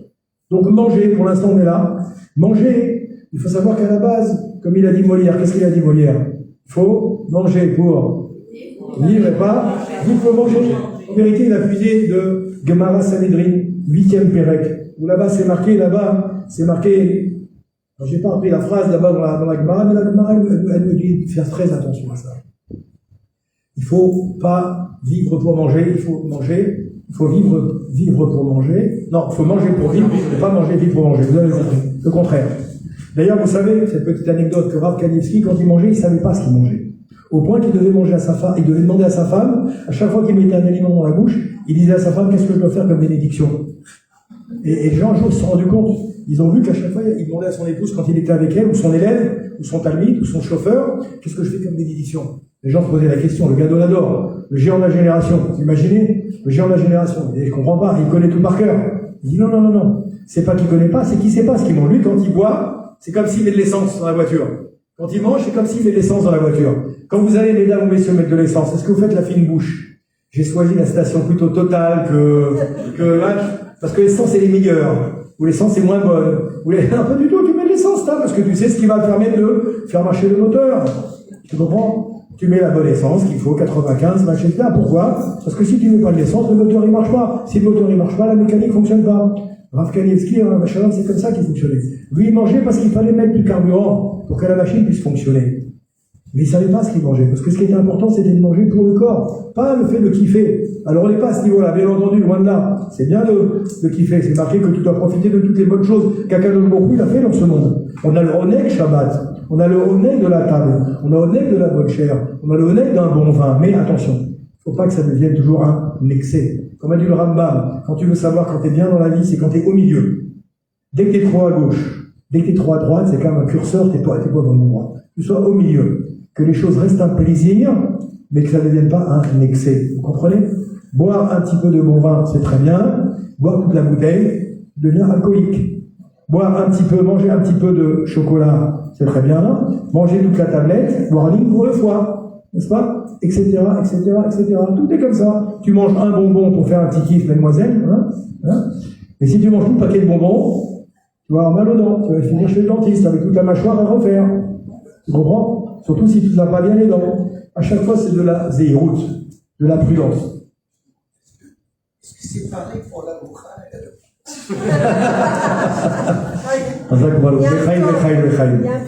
Il y a un tort, il y a une exception pour la boucha et la daboukot. C'est vrai, il y a une exception. Il y a une exception, mais elle est relative. Parce qu'effectivement, c'est pareil, quelqu'un qui adore la boucha, tu vas boire un verre, 2 verres, 3 verres, c'est très sympathique, tu vas rigoler, tu vas être de bonne humeur, c'est très très bien, il n'y a pas de mal à ça. Mais si tu bois toute la bouteille, tu vas finir dans ton lit allongé. c'est ce que je voulais Tu comprends? Voilà. Je suis parti au mariage de un de mes fils, mon prochain, on a une grande famille, un de mes fils s'est marié, on a fait le Shabbat, Khatan Bar Mitzvah. Là-bas, ils se sont donnés pour modèle de me saouler ce soir-là. Alors, c'est vrai que moi, je faisais des livrets Torah, on chantait, on était tous de bonne humeur, c'est le mariage de mon fils, vous imaginez? Et c'est vrai qu'on a bu plus qu'il ne le fallait. Et on a fini la soirée bien gai. On était correct, bon Hachem, on faisait des brachot à tout le monde. Ça veut dire, je fais une petite parenthèse, mais vous savez, on voit le caractère de quelqu'un à sa manière dont il va réagir à 3 choses, et une des choses, c'est comment il réagit quand il boit trop. Il y a des gens, quand ils boivent trop, ils deviennent coléreux. Ah, coléreux, ça. Un cosso qui se casse. Il est coléreux, casse la colère. Celui-là, c'est le gars qu'il faut que je travaille sa colère.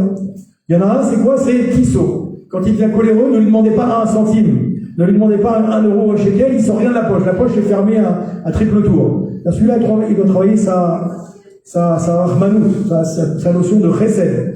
Et il y a un autre, c'est quoi? Kasso qui sont dans le quoi? J'ai la colère. Kosso. Et c'est quoi alors? L'alcoolique. Comment il va, quand il va boire, comment il va réagir? Il y en a, ils sont violents.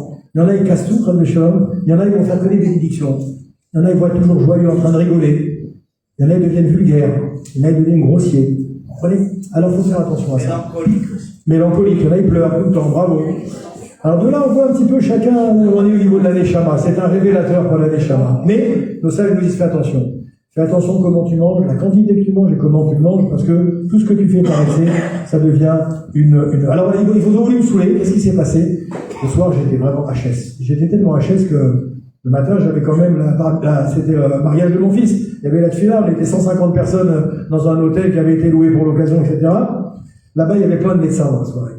Il y a plein de médecins qui étaient la belle famille. Il y a beaucoup de médecins. Il y a un médecin qui est venu. Il m'a préparé un cocktail de médicaments, il y avait au moins, je sais pas, une dizaine de gélules. C'est le patron d'ailleurs du service de réanimation de l'hôpital Sharet Tzedek à Jérusalem. Alors il m'a préparé ce cocktail le matin. Il m'a dit, Eliaou, prends ça. J'ai pris ça sur les je pouvais même pas le lever le matin pour aller à Tfila, tellement j'étais HS. Il m'a dit, prends ça. J'ai pris ça, 5 minutes, j'étais debout comme un lion. Je lui ai demandé, qu'est-ce que tu m'as mis dedans? Il n'a jamais voulu me dire. Il m'a dit, je te dis pas ce que je t'ai dit comme médicament. Mais pour dire qu'il faut faire attention, vous comprenez, il faut faire attention. Alors, ça, c'est alors, les vacances, on se lâche. On se lâche non seulement dans les excès, mais des fois dans le non-respect de la halakha. La cache-route prend un coup. Et les hashgachot prennent un coup. On va se permettre, parce qu'on est dans un village perdu de la Corrèze française, d'aller prendre un truc où c'est douteux. On va commencer à faire des calculs. On va commencer à dire, bon, c'est pas grave, ça tu comprends, c'est marqué sur la liste. Ou je vais regarder la composition. Ça n'est marqué que matière grasse végétale, tu comprends. Il n'y a pas de problème. Tu commences à te faire des térim, de faire ce qu'on appelle en hébreu des coulottes. Et tu commences à te créer ton propre shulchan arour, ton propre code de la route. Et là, tu commences à sortir de la route. Tu fais une petite sortie de route. La première, elle fait pas mal. La deuxième, elle fait pas mal. Mais la troisième, elle va faire plus mal. La quatrième, elle va faire encore plus mal. Quand tu vas accepter l'invitation de ton voisin qui n'est pas juif, qui lui, il a à la maison le petit Benoît, et qui t'invite pour aller faire un petit lechaïm avec une bonne bocha. D'accord? Mais toi, tu vas, naïf, t'amènes ta bouteille de bocha. Tu vas avec le petit chaïm. Sauf le petit chaïm, toi, tu vas avec ta bouteille de bocha. T'arrives chez monsieur Durand. Lui, il a la petite Christine qui est là-bas. Et toi, quand t'es en train de faire les chaïm avec le monsieur, en tout bien et tout honneur, le problème c'est que t'as pas vu que la petite Christine, elle est partie, elle s'est isolée avec le petit Abraham pour aller jouer au tennis, et qu'après ils échangent leur téléphone, et qu'ils échangent leur WhatsApp, et qu'ils commencent à communiquer sur Facebook et sur Instagram, et j'en passe, et des meilleurs. Là, c'est des grandes sorties de route, c'est plus les petites sorties de route. Mais on s'est pas rendu compte. À la base, c'est rien de méchant. J'étais juste dans un petit patelin perdu de la Corrèze, où j'étais parti avec ce qu'il fallait comme provision et tout ça, et j'ai fait des petites sorties de route, vous comprenez? Donc ça, il faut faire attention à ça. Manger, c'est très bien, il ne faut pas que ça devienne non plus un excès. J'ai des gens, une fois, ils m'ont invité, des religieux, Khamedim, ils m'ont invité pour aller manger au restaurant, ils m'ont rendu fou. Je vais raconter ça, cette anecdote, elle m'avait marqué. Vous savez pourquoi ils m'ont rendu fou? Ils m'ont fait faire 6 restaurants avant de rentrer dans un restaurant. Moi, je vais très rarement au restaurant, très très rarement. Et là, ils voulaient absolument m'inviter. On avait conclu le traité d'un Talmud. Ils voulaient qu'on le fasse dans un restaurant. On est parti, premier restaurant. Ah non, on va pas là, parce que vous comprenez, là, la viande, elle est pas mal, mais c'est pas top. J'ai dit, bon, ok. On est parti dans un autre restaurant. Ah non, là, on va pas là, vous comprenez, parce que là, les salades, c'est pas ce qu'il faut. Il y a uniquement 12 salades, il n'y en a pas 15 dans laquelle il y a. Bon, ok, je suis parti, je les ai suivis. 3, 4, 5. Au bout de 6 heures, je vais écouter les amis. Je rentre à la maison. Vous êtes trop compliqué pour moi. Trop compliqué pour moi. Il faut pas être compliqué. Il faut pas se tordre la tête en mille. Ok, on doit bien manger. Ok, on doit boire un bon vin. Vous savez qu'est-ce qu'ils m'ont dit à la finale? Ils m'ont dit, Rabbeinu, excusez-nous, vous n'avez pas de palais. Vous n'avez pas de palais. Ah, peut-être qu'ils ont raison, peut-être que j'ai pas de palais, mais je pense pas ne pas avoir de palais. Au Hachem, j'ai été éduqué dans des familles oranaises des deux côtés où ils savent très bien cuisiner. Avec une maman qui cuisinait extrêmement bien, des oncles, des tantes, des arrière-grand-mères, des grand-mères, une femme qui est au Hachem qui cuisinait à la perfection. Donc c'est pas qu'on n'a pas de palais, c'est qu'on n'est pas difficile. Mes parents nous ont éduqués, au Hachem, on aime tout. Il n'y a pas un plat que je n'aime pas. Il n'y a pas une chose que je n'aime pas. Rien. Alors qu'il y a des hommes, ils rendent leurs femmes complètement folles. Et il y a des maris, et le contraire.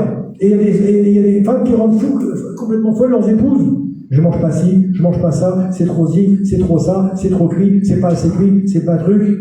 Ça fait 34 ans que je suis marié, l'année prochaine, je suis pas un exemple, rien du tout. Mais je peux vous dire, je n'ai jamais dit une seule fois dans ma vie à ma femme, ni c'est pas bon, ni c'est trop cuit, ni c'est pas terrible. Ça n'a été 34 ans que j'ai toujours fait que des compliments. D'abord parce que c'est vrai que c'était bon, d'abord parce que c'est vrai que je ne sais pas ce que c'est quelque chose qui n'est pas bon. Ça n'existe pas pour moi. Si je mange, à partir de c'est correct, bien sûr, faut pas exagérer. Si on n'est pas, comme a dit le Rambam, dans l'exagération, alors c'est très bon. C'est bon, bon Hachem. Et j'ai dit à ses copains, Nechila, vous avez beau avoir les signes extérieurs de richesse, la kippa et tout ce qui va avec, vous êtes hors sujet sur ce domaine-là. Vous êtes hors sujet. Parce que là, vous vous rapprochez l'otelechou, kechokot, à Goïm. Les mœurs des non-juifs, qui eux, effectivement, sont capables de mettre 3000 € dans un vin. J'ai mon frère qui, Baroutino Rabim, fréquente beaucoup de non-juifs. Malheureusement, lui-même est marié avec une non-juive. Et il m'a raconté, c'est un businessman, il y a des places qui étaient, non, il est à la retraite, mais qui a été dans des multinationales, dans le bâtiment, BTP, des groupes comme Bouygues, je sais pas si ça vous parle, des choses comme ça. Il m'a raconté que quand il faisait des repas d'affaires, des gens qui viennent pour prendre des marchés de construction publique, les repas, il invitait à la Tour d'Argent à Paris. La Tour d'Argent, une bouteille de vin peut coûter 3000 €, 4000, 5000, 6000 €. Je parle bien en euros, hein. À 24 000 shekels la bouteille de vin. Vous comprenez? Et les plats, alors ça c'est que le vin. Là, ils sortaient avec des additions, ils pouvaient laisser des fois 20 000 € dans une addition. Et c'est pas lui qui payait, bien sûr. C'est les entrepreneurs qui venaient pour prendre des marchés, pour que la société Bouygues puisse construire des ponts et des autoroutes et des gratte-ciel, et j'en passe et des meilleurs. Malheureusement, ça c'est quand on sombre dans le monde des goïms. L'otelechou, qui a à goïm. Et dans le monde juif, des fois, on est limite. On est limite. Parce qu'on rentre dans ce petit jeu. Il y a des copains qui viennent, tu sais, il y a où cette bouteille-là, elle est magnifique, on a payé 5000 shekels, 6000 shekels, 8000 shekels. Tiens, je te l'offre. Il dit non, je la veux pas, tu me fais peur. Lui, tu me fais peur. Quand tu commences à faire ces calculs-là, tu n'es pas sur la bonne voie, fais attention. Ça, c'est la notion également de vacances dans la relation avec la nourriture. La notion de se lâcher également quand on est en vacances. La notion de débrider. Il faut faire attention à ça. Pourquoi? Parce que dans tout ce qu'on fait dans la Torah, il y a deux notions qui sont très, très importantes. C'est la Kedusha et la Tahara. Kedusha, c'est quoi? On dit c'est la sainteté. La sainteté, c'est quoi? Kadosh, vous l'avez déjà dit, pour ceux qui me connaissent bien. Kadosh n'est pas saint et salienté. Kadosh est différent des autres. Dès que tu commences à vouloir faire comme l'autre, là, il y a danger. C'est ce qu'il a dit. Mouvdal, il a dit Rashi. Kadosh. Qui est Mouvdal? Différent. Et surtout, il a dit, c'est quoi la notion de Kedusha? C'est faire se séparer de quoi? De la Avera et de la Pritsut. Eve Pirushim, Mina Erva, ou Mina Avera. Rashi, c'est comme ça qu'il a traduit la notion de Kedusha. Pour être Kadosh selon Rashi, sépare-toi de la Erva. C'est quoi Erva? La débauche, l'impudeur, les mauvaises mœurs, les mœurs débauchées. Pour les hommes comme pour les femmes d'ailleurs. Vous savez que le manque de pudeur, c'est pas que pour les hommes, c'est pas que pour les femmes, c'est aussi pour les hommes. Voilà un grand maître, Rashi, celui sans lequel la Torah serait absolument incompréhensible, celui grâce à quel on peut comprendre un petit peu ce que le message qu'Akadosh Baruch Hu veut nous transmettre. Voilà comment il a traduit Kadosh. Éloigne-toi des mœurs dépravées, éloigne-toi de la Avera. Donc ça n'a rien à voir avec saint et saïenté, qui vient de la Bible traduite française, malheureusement, qui n'a rien à voir avec notre notion à tout de sainteté, telle qu'on l'entend. Et la deuxième, Tahara. Sois pur. Sois pur, ça veut dire quoi? Fais attention, tout simplement. Velo tatoru achare levachem vachare einechem asher atem zonim acharechem. Fais attention à ce que tes yeux regardent. Fais attention à ce que tes oreilles écoutent. Fais attention à ce que ta bouche profère comme parole. Fais attention à ce que tes mains vont toucher. Fais attention à où tes pieds vont t'amener. C'est ça la notion de Tahara dans la Torah. Et la notion de vacances, vous l'admettrez avec moi, souvent, elle nous fait flirter sur la ligne jaune, sur la ligne blanche. Elles ont changé de couleur, les lignes. En tout cas, il faut faire attention. Il faut faire très attention et rester du bon côté de la ligne. Dès qu'on commence à surfer sur la ligne, il y a danger, comme en voiture. Comme en voiture. Tu peux, en allant du mauvais côté de la ligne, ne rien avoir, mais tu peux avoir un accident qui, peut laisser toute une famille, malheureusement, comme on voit chaque année, qu'on entend quand on est dans les vacances, ou même ici, quand on part, sur la 90 à Eilat, des routes dangereuses, tu peux te placarder une voiture de plein fouet, une famille peut rester. C'est exactement la même chose, l'Avdil. Il y a les mots physiques, mais il y a les mots spirituels. Quand tu pars dans une ville balnéaire, et que tu laisses tes enfants sortir, parce que monsieur, il est au poker tous les soirs avec ses amis, madame, elle est au solarium en train de se faire bronzer la pilule, et que les enfants, tu sais même pas où ils sont, tu sais même pas où ils ont passé la soirée, même des fois la nuit, c'est exactement pareil. C'est comme si tu donnais à tes enfants un passeport avec sans aucune règle, sans aucune limite. Et malheureusement, ne t'étonne pas, après c'est des catastrophes. On t'appelle, monsieur le rabbin, qu'est-ce que je peux faire maintenant? Mon fils maintenant il est avec une non-juive. Qu'est-ce que je peux faire? Mon fils il fait plus Shabbat. Mon fils il mange plus cachère. Mais qu'est-ce que tu as fait pendant 25 ans, Habibi? Qu'est-ce que tu as fait 3 semaines par an pendant 25 ans? Où est-ce que tu as amené ton enfant au sport d'hiver 10 jours par an? Tu comprends? Où est-ce que tu es parti quand tu allais à la plage avec tes enfants? C'est vrai qu'aujourd'hui, tu parais rétrograde quand tu dis, moi je peux pas voir une femme en maillot de bain. Oui, c'est vrai, ça paraît rétrograde. C'est pas dans le vent. C'est pas quelque chose de très, populaire.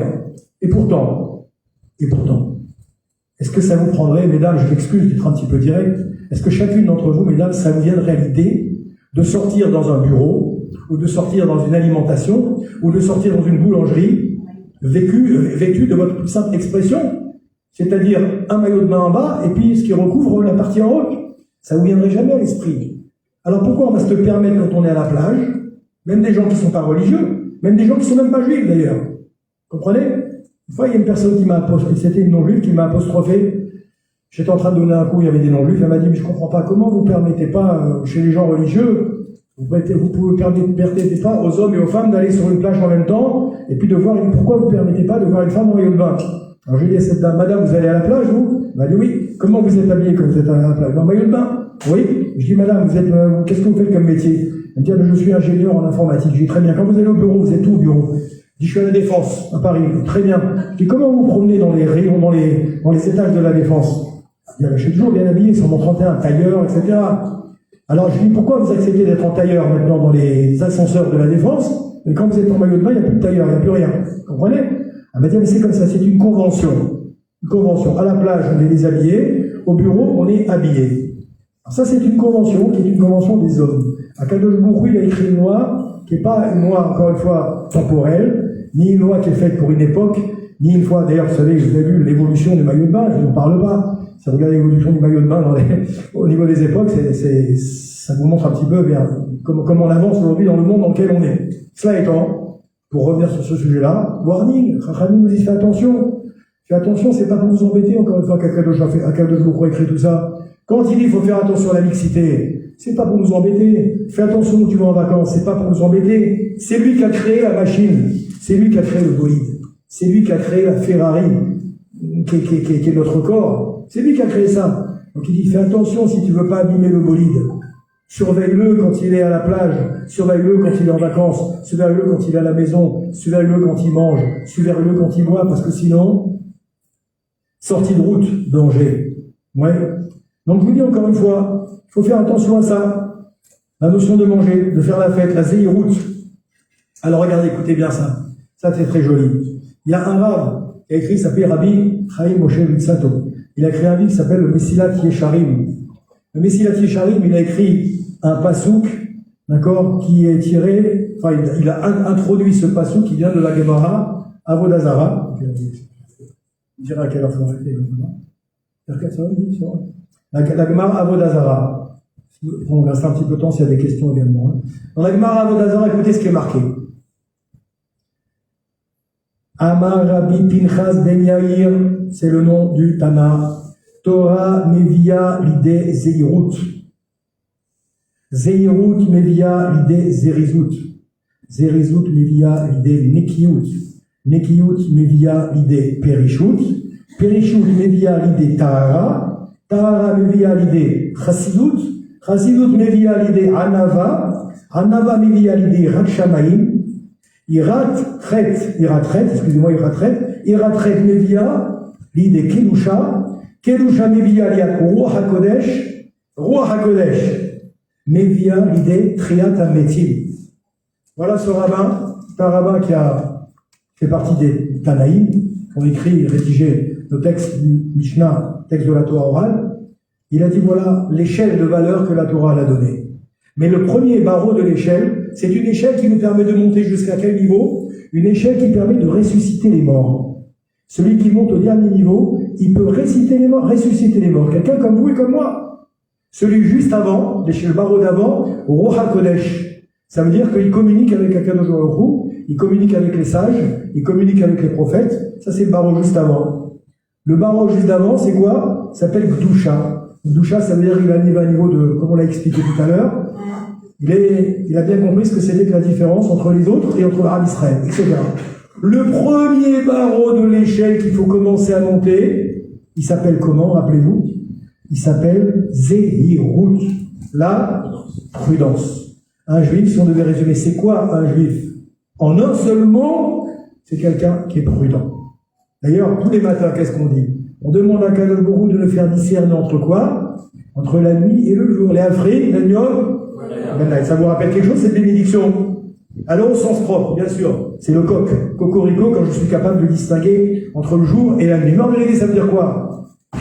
Le jour et la nuit, le juif, c'est celui qui se pose une question à chaque fois qu'il fait un pas. Est-ce que je dois aller à gauche? Est-ce que je dois aller à droite? Est-ce que je dois faire ci? Est-ce que je dois faire ça? Est-ce que je dois pas faire? Est-ce que je dois faire? La prudence. Celui qui est prudent, alors c'est un Yehudi. Celui qui est pas prudent, soit c'est pas un Yehudi, soit il s'est laissé assimiler par nos frères, sœurs, cousins, cousines, qui malheureusement ont édulcoré ou ont complètement, malheureusement, transformé notre patrimoine et le message qu'Akadosh Baruch Hu nous a donné. Si vous remarquez d'ailleurs ce qui nous sépare des autres nations, qu'ils soient musulmans ou qu'ils soient chrétiens, on a la même racine, la même base, le même tronc. Abraham, Yitzhak, Yaakov. Sauf que un va donner naissance à Esav ou Edom. Edom, c'est les chrétiens. L'autre va donner naissance à Ishmaël. Ishmaël, c'est le monde musulman. Et un petit peu avant, si on remonte Yaft, Shem, Ham, Yafet, on va donner naissance à la fois au monde qui vient d'Afrique, au monde qui vient de Chine, le monde asiatique. La différence entre tous ces mondes-là et le monde d'Avraham Avinu, de Yitzhak et de Yaakov, c'est quoi? C'est ce que je suis en train de vous dire. Là, Zehirut. On a gardé ce qu'a dit Rabbi Ben Yair, ce que n'ont pas gardé les autres cousins, frères et sœurs.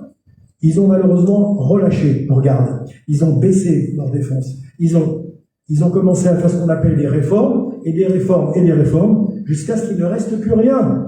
Le christianisme n'est qu'une pâle imitation, n'est qu'une pâle réminiscence du judaïsme, vous le savez bien. Quand on voit aujourd'hui le pape, quand il est habillé dans son habit sacerdotal et qui fait la grande bénédiction une fois par an de ce qu'il appelle Urbi et Orbi, il est habillé à Vil Ben Kodesh Vechol, comme le Kohen Gadol, avec les mêmes réminiscences, avec les mêmes signes mnémotechniques, avec les mêmes souvenirs que ça peut malheureusement palement nous évoquer, parce qu'on ne connaît pas ce qui se passait vraiment au Beth Amikdash, n'est-ce pas? On ne sait pas vraiment ce que ça représente le Kohen Gadol.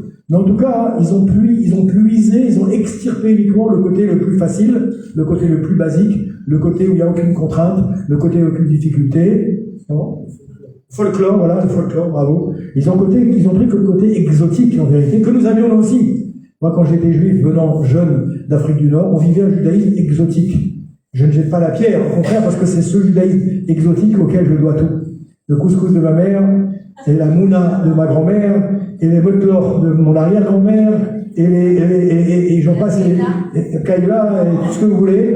C'est grâce à ces ancêtres que nous sommes là. C'est grâce à ces ancêtres qu'on ne s'est pas perdu dans les actes de l'assimilation. Et comme je le dis toujours haut et fort, nous sommes aussi des rescapés chez les Sfaradim. Ils ont les rescapés de la Shoah, nous avons les rescapés de l'assimilation que nous sommes même en venant des mondes dans lesquels nous avons grandi. Vous comprenez? Donc je ne fais pas un concours de souffrance, ni un concours de calamité, de zéro trace de shalom dans allez-nous, mais malgré tout, on a également un tsunami qui nous balaye chaque année, à chaque époque, des centaines, des milliers, des millions de juifs qui, dans le confort, dans la tranquillité, dans l'abondance, sont en train de se perdre dans les affres de l'assimilation. Tout simplement en étant en vacances à Honolulu, à Bora Bora, à Tahiti, ou à Haïti, ou Miami, et j'en passais des meilleurs, vous comprenez, comme disait un petit truc à l'époque. Je faisais des blagues là-dessus, Haïti, j'étais, c'est terminé, ça n'existe plus. Bora Bora, mais là vient le mal. Vous comprenez? Haïti, j'étais, ça n'existe plus. Et j'en passe des meilleurs. Tahiti, je me suis trompé. Tahiti, je me suis trompé. Bien que ce sont des très très belles destinations. Et on peut y aller, je ne dis pas que c'est interdit d'aller dans des destinations, mais warning. Warning. Si on se rappelle toujours quand on voyage de ces préceptes de Rabbi Pinchas Ben Yair, non seulement on se rappelle qu'il faut commencer par la prudence, mais on sait que si on fait attention à ça, où est-ce qu'on peut monter? Jusqu'à arriver à ressusciter les morts. Vous savez que jusqu'à l'époque des Tanaïm, n'importe quel Tana de la Mishnah, il ressuscitait un mort, simplement en parlant, simplement en prononçant le Shema Meforash, un nom composé de 72 lettres, dont on a perdu le code, en prononçant simplement ce mot, il ressuscitait un mort. Rabbi Akiva, sachez-le, s'est fait agresser un jour par 6 bandits qui sont venus pour le dépouiller, il ne le connaissait pas. Lui, c'était un vieillard âgé. Les 6 sont arrivés armés jusqu'aux dents. Rabbi, donne-nous ta bourse, on va te faire la peau. Rabbi Akiva n'a rien dit, il a baissé les yeux. Il a prié. Les 5 ont commencé à s'approcher. Dit la Gemara. C'est marqué là-bas dans Baba Batra, 6e chapitre. Ils se sont approchés comme ça. Rabbi Akiva a levé les yeux. Il a dit, écoutez, laissez-moi tranquille, soyez gentils, je vous veux que du bien, soyez en paix. Il a dit, qu'est-ce que tu racontes, espèce de vieillard impotent, on va te dépouiller. La Gemara raconte avec les termes très durs. Rabbi Akiva, il leur a dit comme ça, ne m'obligez pas à élever la voix, simplement. Il n'a pas dit je vais me battre, ne m'obligez pas à élever la voix. Ils se sont approchés, il a dit un mot. La Gemara raconte qu'ils sont morts, non seulement morts, leurs os se sont dépecés, ils sont morts dans des conditions horribles, raconte la Gemara là-bas dans Baba Batra. Simplement en disant un mot. Aujourd'hui, ça nous fait penser à Steven Spielberg ou à d'autres films de science-fiction, mais sachez que c'est comme ça que ça fonctionne. N'importe quel Tana, simplement, vous pouvez ressusciter les morts. Pourquoi? Parce que, comme il a marqué ici, en s'élevant, Rav Ovadia Yosef, comme je l'ai déjà expliqué, pouvait aller chez le dentiste, ça nous parle plus, c'est récent, se faire arracher le molaire sans anesthésie. Sans anesthésie. Il disait à son dentiste, il supportait pas les piqûres, surtout tu ne me fais pas de piqûres, laisse-moi juste 5 minutes. 5 minutes avant de m'arracher la dent, tu me dis quand t'es prêt, moi je te dis quand je suis prêt. C'est ce qu'il faisait. Il s'allongeait sur le fauteuil du dentiste, il prenait de la poche un petit livre de Gemara, il se mettait à étudier, il disait je suis prêt, et le dentiste lui arrachait la dent, sans qu'il bronche ni aille, ni ouille, rien. Comprenez? Mais ça, c'est la force de la Torah, mais on l'oublie. On l'oublie parce qu'on est tellement assimilé, on est tellement, malheureusement, pas assimilé, on est tellement, comment dirais-je, on est tellement en confrontation et on vit tellement avec le monde des goïms où les choses nous paraissent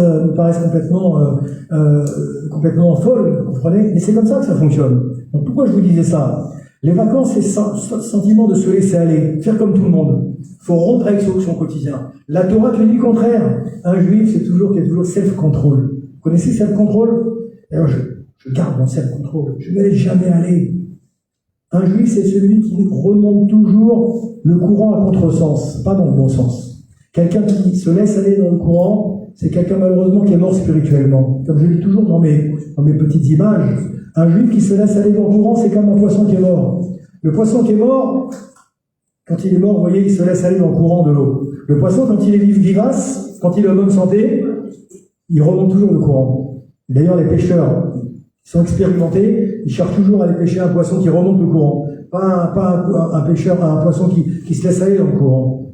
Nous aussi, en tant que Yehudi, on doit toujours chercher à remonter le courant, pas se laisser aller dans le courant.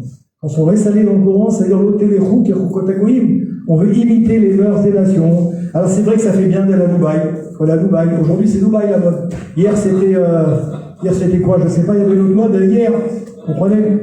Et demain, et c'est bien d'aller, par exemple, là, tous les gens qui ont fait l'armée en Israël, ils veulent aller à, comment ça s'appelle, dans ce pays? En Thaïlande, voilà. En Thaïlande, je dis pas que c'est pas beau, la Thaïlande. Mais pourquoi tu as besoin d'aller en Thaïlande, te mettre dans des situations extrêmes? Et encore aujourd'hui, on a de la chance. On a Bet Rabat. On a le Rabat qui est partout dans le monde entier. Mais imaginez-vous s'il n'y avait pas les Bet Rabat dans ces pays dans lesquels ils vont tous ces jeunes. Ce serait plus compliqué pour eux. Ça veut dire que... Ils iront pas. Ah, peut-être qu'ils iraient pas, je sais pas. Mais en tout cas, faut pas compter sur Bet Rabat quand tu vas dans un pays. Bet Rabat, c'est mon prochain, c'est une roue de secours qui nous apporte cette tzadikim dans tous les pays où ils sont, qui nous permettent d'avoir une commodité. Mais ça, bien sûr, faut les remercier parce qu'ils ont une messirou de nefesh extraordinaire, mais c'est pas la normalité. Un juif, il doit vivre dans la normalité. Un juif, il ne doit pas vivre dans l'épreuve. Vous comprenez? Ça, c'est la vie d'un juif. Écoutez bien ce que je vais vous dire. Il y a une personne comme ça, elle est partie. Elle était avec sa femme. Il a loué une chambre d'hôtel, 2800 € la chambre d'hôtel par nuit, pendant 20 jours avec sa femme, dans un hôtel luxueux, je ne sais plus dans quel pays. Ça veut dire, si vous faites le calcul, ça lui a coûté 56 000 €, 20 jours de vacances. J'ai eu le lendemain des vacances, il m'a appelé en pleurant, ce monsieur. En pleurant, mon ami, il m'a dit en pleurant. Je lui ai dit, qu'est-ce qui se passe? Il m'avait raconté les vacances, il m'a envoyé des photos à Tir-Larigot, des photos.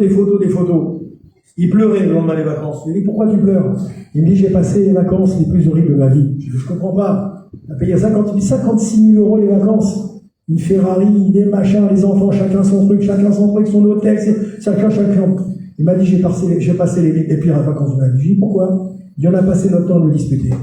C'est disputé, tous les soirs. Un n'était pas d'accord, il voulait aller là, l'autre il voulait aller là, ma femme n'était pas contente, ma femme elle voulait ci. Bon, ouais, des exigences, on va plus finir. Il dit, j'ai passé les pires vacances de ma vie. Vous comprenez?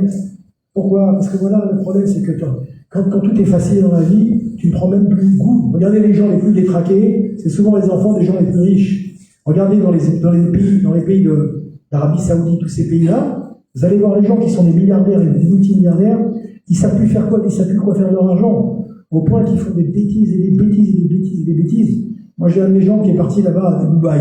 Les copains l'ont invité pour aller faire ce qu'ils avaient avant le mariage, 3 jours. Ils sont partis des juifs religieux, ils voulaient aller là-bas.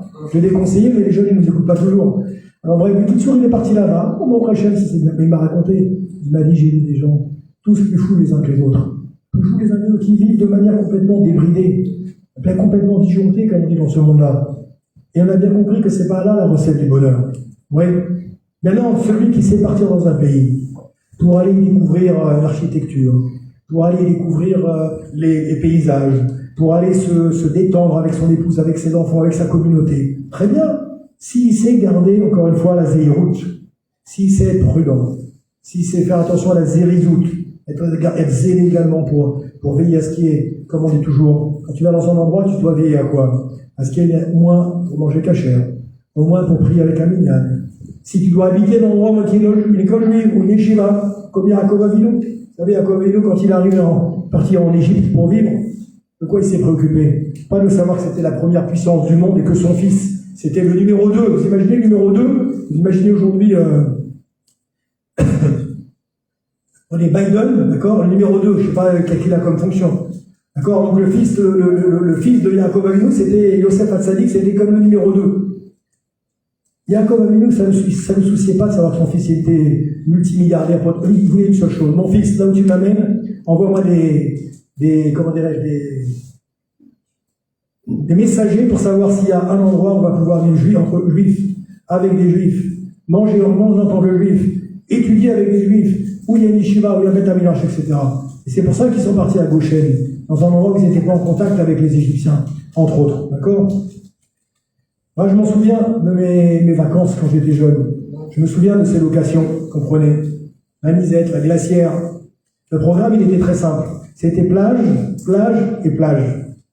On se levait le matin, Antibes, Jean-les-Pins, tout ça, absolument. Il n'y avait pas de tefila, il n'y avait pas de savoir si on allait manger plus ou moins caché ou pas caché. Au contraire, c'était plage, plage et plage. On rentrait, on prenait la douche, fête, fête et fête. C'est magnifique, c'est sympathique. Et j'ai de très beaux souvenirs de toutes ces vacances. Souvenirs merveilleux, mais parce que Baruch Hashem, Hashem nous a sauvés, Baruch Hashem. Et combien c'est dangereux, ça s'appelle en français jouer avec le feu. Jouer avec le feu. D'accord? Les vacances, ça arrive souvent avec se sauver de son quotidien pour fuir la réalité. Fuir la réalité. Alors qu'au contraire, le mode de la Torah, c'est quoi? C'est pas fuir la réalité, c'est affronter son quotidien. Et ton quotidien et les obstacles qu'Akadosh Baruch Hu t'a mis, c'est ce qui va te permettre d'avancer. C'est ce qui va te permettre de pouvoir progresser. C'est ce qui va te permettre de pouvoir te remettre en cause. Sans obstacle, tu n'avances pas. D'accord? Alors je vais directement à la conclusion, parce qu'on m'a dit que c'est bientôt la fin, au prochain. Ici, c'est marqué ici, le Rambam, il nous dit, le Khatam Sofer, il nous dit, on reconnaît le niveau de quelqu'un dans le monde à quel on vit, retenez bien ça. Comment on connaît le niveau spirituel de quelqu'un? Comment vous pouvez savoir où on en est? Chacun d'entre nous. On peut savoir où on en est dans le moment où on n'a rien à faire. Quand tu vois quelqu'un, comment il s'occupe quand il n'a rien à faire dans la vie, alors tu sais où il en est au niveau spirituel. Tu sais où il en est au niveau matériel. Celui qui n'a rien à faire, il y en a un, dès qu'il n'a rien à faire, allez, il faut que j'aille m'éclater, il faut que j'aille, j'en sais rien, on va aller faire les meilleurs restaurants, les meilleures boissons, les meilleurs alcools, les meilleures boîtes de nuit, les meilleures fêtes. Alors ça veut dire qu'il en est là. Je ne critique pas, mais ça veut dire qu'il en est là. Celui au contraire, dès qu'il a du temps, il dit, là maintenant j'ai du temps. Je vais pouvoir prier plus tranquillement. Je vais arrêter la TGV, prière à grande vitesse. Je vais arrêter de manger à toute vitesse. Je vais prendre le temps de manger avec la famille. Je vais prendre le temps de parler avec ma femme. Je vais prendre le temps de m'occuper de mes enfants. Je vais prendre le temps de vivre tout simplement pendant cette période qui m'est donnée, où j'ai moins de contraintes. On voit où il en est aussi physiquement. Ouais. Donc en vérité, on voit aussi que selon son mode de vacances, en vérité, où tu te sers des vacances pour fuir le côté contraignant de ta vie de juif, et c'est effectivement une manière de vivre, d'accord? De vivre la Torah et tu te sauves également de la Torah, et du coup, tu vas la rendre encore plus compliquée, la Torah. Ça, c'est la première chose. Ou bien au contraire, tes vacances vont être un laboratoire de midot. Moi, je dis que les vacances, c'est un laboratoire de midot. Pour tout celui qui veut donner la paix. Un laboratoire de midot. Alors, bon, Hachem, on a fait un petit peu le tour de la question, j'espère. Rester juif en vacances, vous avez compris un petit peu ce que ça signifie.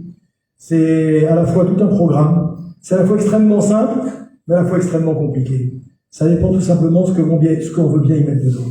Je pense que les vacances, c'est un beau tremplin, au contraire, pour se retrouver, pour se ressourcer, pour faire en sorte de prendre des forces. C'est ce qu'on appelle en hébreu, vous savez qu'on appelle les vacances, j'ai oublié de vous le dire, vous savez, en vacances, on appelle Ben Azmanim. Ben Azmanim, ça veut dire la période qui est entre les temps. C'est un temps, mais qui est entre les temps. Donc ça veut dire qu'il faut trouver un temps qui est entre les temps. Comme il a dit le Rambam, on a posé la question au Rambam, mais où est-ce que tu peux trouver le temps pour aller étudier les mathématiques, la physique, la biologie, la chimie, la médecine, l'algèbre? On a posé la question au Rambam. Vous savez qu'est-ce qu'il a répondu? Tu vas trouver un moment qui n'est ni le jour ni la nuit. Et là, tu vas étudier ces matières-là. Hein, tout ça veut dire quoi? En vérité, Ben Azmani. Il faut trouver du temps dans le temps.